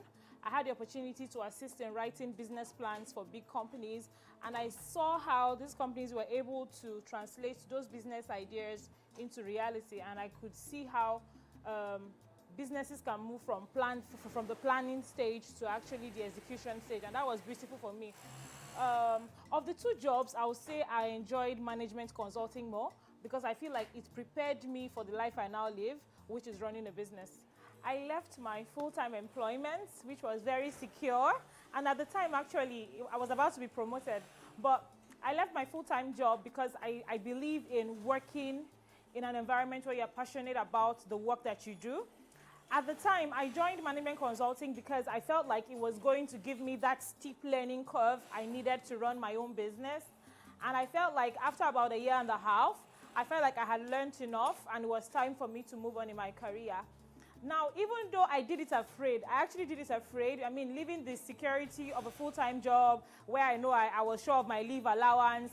I mean, it's not like I knew I was not going to start earning as much as I used to earn then immediately. But I was willing to take the risk because of the love I had for what I wanted to do.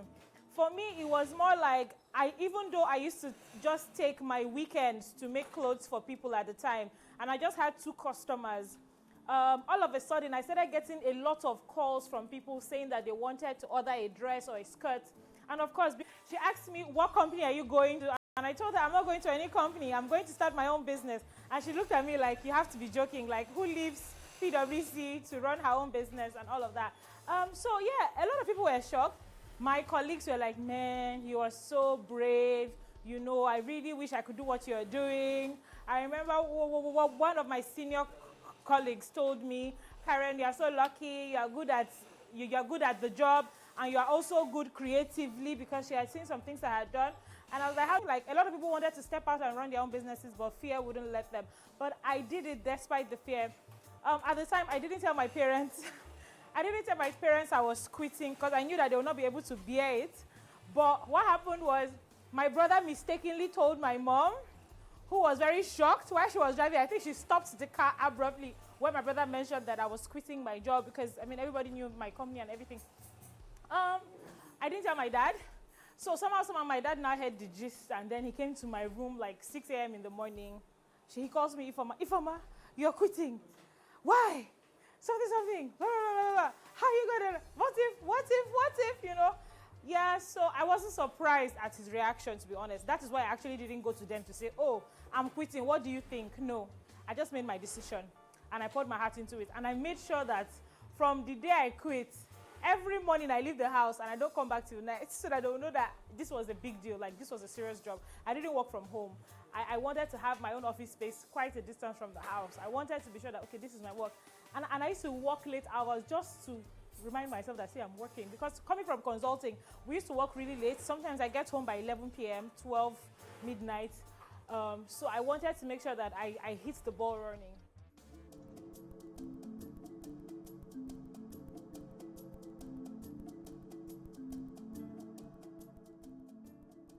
There are steps you must take if you want to switch from your full-time job to running your own business. First of all, I always advise people that make sure that your search or your hunt or your hunger or thirst to start something new doesn't affect your current job.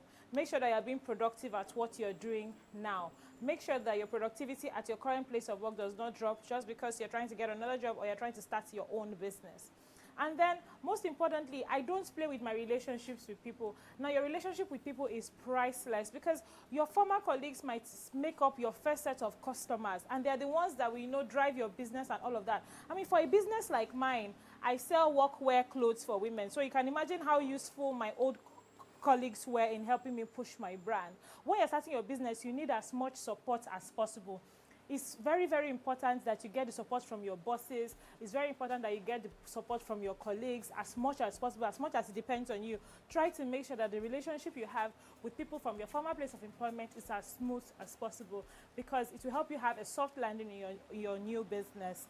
For me, I followed all of these techniques. I made sure that my relationships with most of my colleagues was... Karen Ubani Apparel is the fact that we bring out the best in us. Like, on Sunday evenings, I tell my friends or my husband, I'll be like, oh, thank God tomorrow is Monday. And some of them will look at me like, are you okay?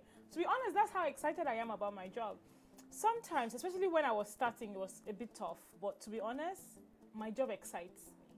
My job excites me. The challenges excite me. The challenges, I feel like they are real challenges. It's kind of like, to me, the kind of problems I face in running my business are kind of like an exertion on my intellectual capacity. I feel like, okay, my brain is trying to test me to see, life is trying to test me to see how best I can perform in this problem. And I always find that when I take out time and look deep down inside, I always have the answers to solve those problems. Or sometimes all I have to do is consult people and say, oh, what do you think? It's exciting when you solve problems. Problems that are within your... Sache sends me orders. KUA is ready to wear. Basically, we saw in Nigeria is a ready to wear made in Nigeria. But in KUA, we were able to solve, as in we know some big size, they might want to slay and all that, which if they want to shop for turkey wear and all that, they will find it difficult. It's either the upper part is a kind of big or the down part is small, blah, blah, blah, like that. But in KU, we were able to solve their problem and made them slay properly the way and now they want it. Aside from sis to this, but I like what Karen is doing. She really, really imparted in so many people that she come in contact with. I think I love her, what she's doing, and now she was able to empower some people. So for that, I love her. As my work as inspection personnel, I think I love it. Because when you're working, you need to enjoy what you're doing. I love it so much that it has been part of me morning, afternoon. I just want to see people as in wearing what they feel like wearing, and they feel comfortable in what they do. What is, if we sew and there's nobody to inspect, there will be a lot of complaints. So we need to take the measurements accurately because we have our standard sizes which we follow. I'm the pattern cutter presently at KUA, and what I do is I interpret designs on paper. I get a design, I look at them, analyze them, put them on paper, construct them however constructible, and I make these patterns and give it to the cutter to cut on fabric before they are being taken to the tailors to sew, and then we see how it comes out after the production. So that's basically what I do. I make the patterns, and whatever is on every sample, we produce a sample before every collection comes out. So whatever is on the sample, I make it proper on paper. If any correction is made on the sample, I make it on the paper. If I don't do these corrections on the paper, that means whatever they sew is going to be different from the sample. So that's how crucial it is. Every mistake or every error on the pattern drafting sheet is going to reflect on every sample produced. Would I want to go back to a 9-to-5, having started my business? So to be honest, I would like to clarify. I know that some people have a lot of myths around the whole 9-to-5 thing.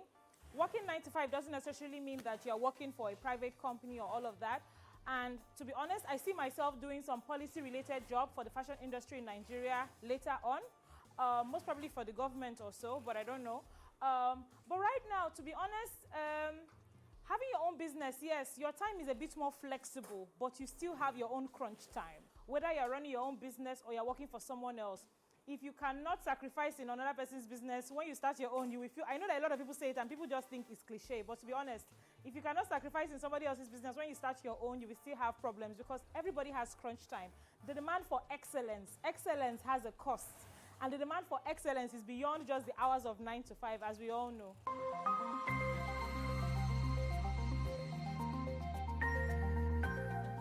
And from fashion to confectionaries, we meet Chef Alex, who discovered his love for baking and making pastries and went all for it.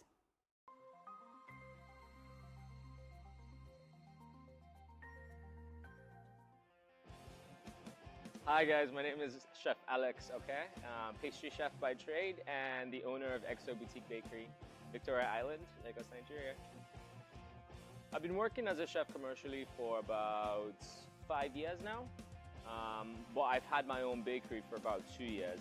Before transitioning to chef life, I was in business. I was a marketing consultant, analyst, trade marketing. I did that for about 5 years. This is all before I did my master's and then went on to culinary school.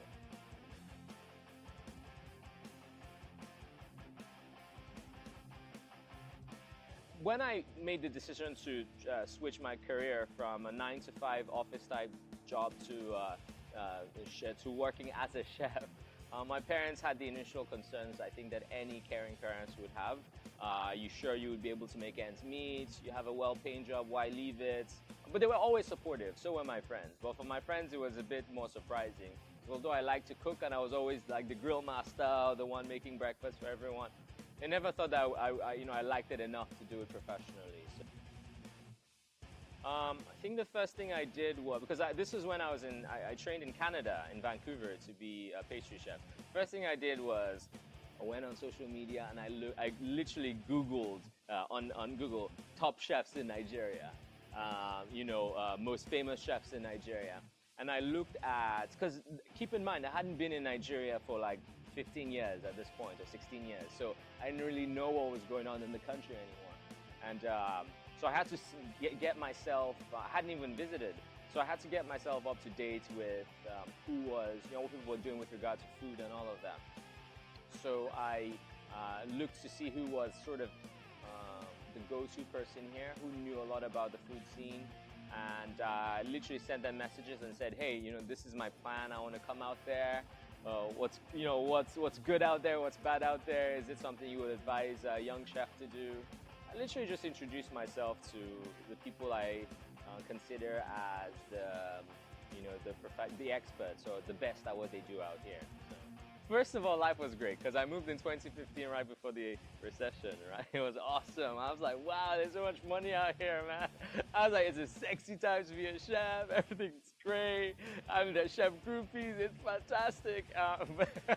But then 2016 hit, right? And then 2017, and I was like, yo, recession things, man.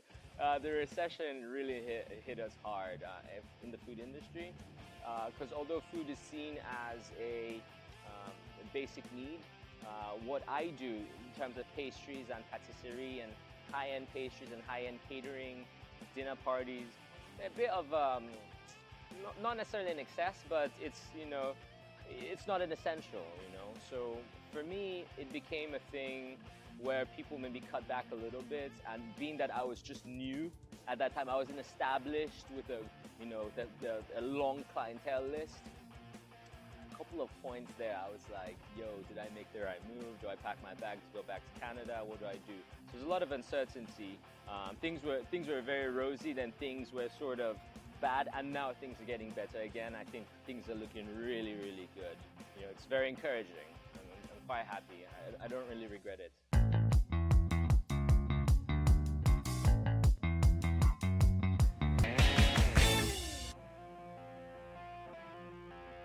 I actually moved back to Nigeria to open a bakery. So this was my goal. And everything I did up till this point was in preparation for this. So listen, there'll never be the right time. You know, find a space, you know, don't wait for things to be perfect, just do it. And that's what we did, so. There are always the same challenges that we face living, you know, working in this part of the world. Sourcing is a big part of it. The supply lines that are necessary to do what we do, to maintain the same standard and quality that we maintain, is always tricky. Today they have butter, tomorrow they don't have butter, next day butter has gone up by 50%, you know. And then how do you fight with, you know, you don't want to pass that on to the customer, but somebody needs to pay for this ultimately. So that's one issue with the supply chain. The next issue would be the labor supply. Turnover in this industry is already notoriously high all over the world. In Nigeria, it's even higher. So just getting people to take pride in their job and literally just show up every day on time. That's what I always tell people. Is literally, all it is literally just showing up every day. This is not rocket science, what we do. I mean, it is a craft, but the more you repeat it, the better you get at it. So just show up on time and do the same work. Repeat it every day, and you'll be just fine. So, you know, hiring, recruiting, and retaining talent would be another issue. And then, of course, the one that we all deal with across the board in any industry in Nigeria is overhead, right? The cost of overheads and, you know, power generation, water. You have to be your own local government. And for any small business, and there are no tax breaks, mind you. Many places where, you know, where they realize the small business environment is difficult would offer some kind of tax breaks and incentives. We don't do that out here. It's literally, you know, you're on your own. Come out here. We want you to come back. We want you to, you know, to start businesses here, but we're not going to do anything to help you, you know. So that's my biggest gripe, I guess, is just these day-to-day issues that you wouldn't have to deal with in other places. But it's part of what makes Nigeria, Lagos, unique, and it's part of one of the things I love about it out here. At the end of the day, passion should be what drives you. Are you in it for passion, or are you in it for money? People can tell if you're in it for money, and I think just pursue your passion, the money will come after. More practical advice, right? Get trained. Yeah, you know, people who pick up a camera and are naturally talented make a very small percentage of the population. People who pick up a paintbrush and can, you know, create a masterpiece, also a very small percentage. So go through apprenticeship programs, go through formal education, train yourself or invest in yourself such that you have a solid foundation upon which to build a career.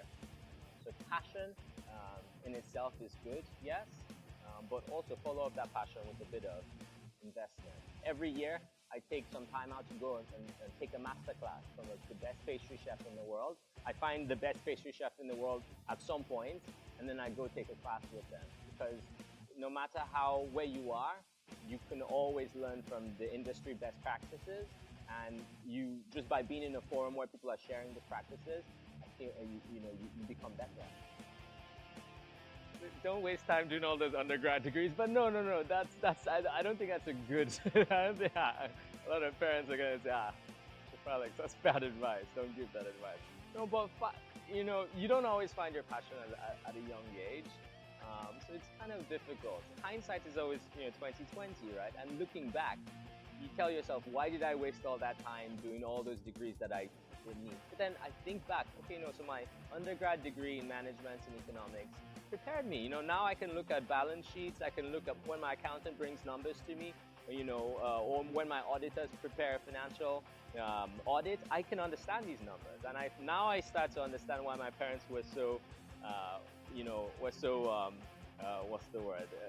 They really wanted me to do this. It's because I think all the skills that you learn by getting your undergrad in whatever discipline prepares you for whatever you might choose to do later on in life. Being a starving artist is good if you stop starving eventually and you make it, but what if you don't make it? All my experiences in the past have led me ultimately to where I am now. So no, I think I'm very, very happy. You know, it's part of God's plan, right, for me, and I'm very receptive to that. You know, I have a lot of faith that I am in the right place.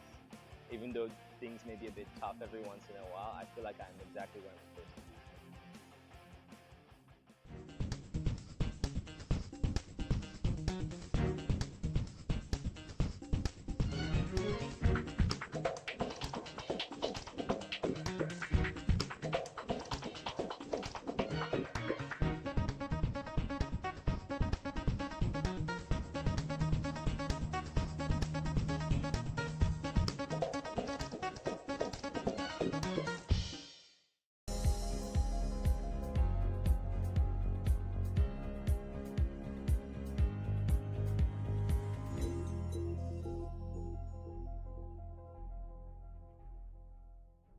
There's always lots to talk about on The Advocate. We don't like to keep you in suspense. If we have 35 revolutions a year, it will register in people's minds that 35 times people got up to try to fight. Don't abandon ship. What is in your hand? If you think about that copper that was making chairs and tables, Yeah. that is what his hands has found to do. Now, a woman like Adadivo that you mentioned, why till today? Why can't we just give her this award? China did not close their border and allow their presidents to go to America or London for medical treatment. We're wasting our time on rice, and that's why every time I hear rice, I'm actually very angry. TikTok, it's time to set things in motion. No, you better not talk about it.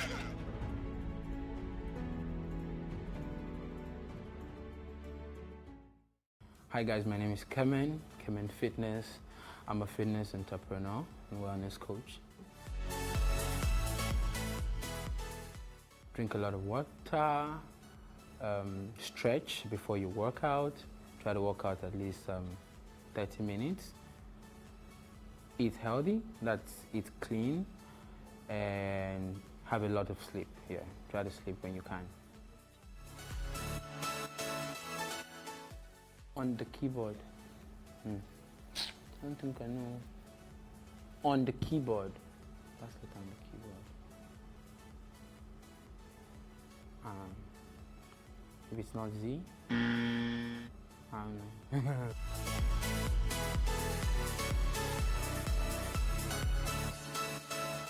Oh, lastly, Peter hung out with. When was the last time I hung out with her?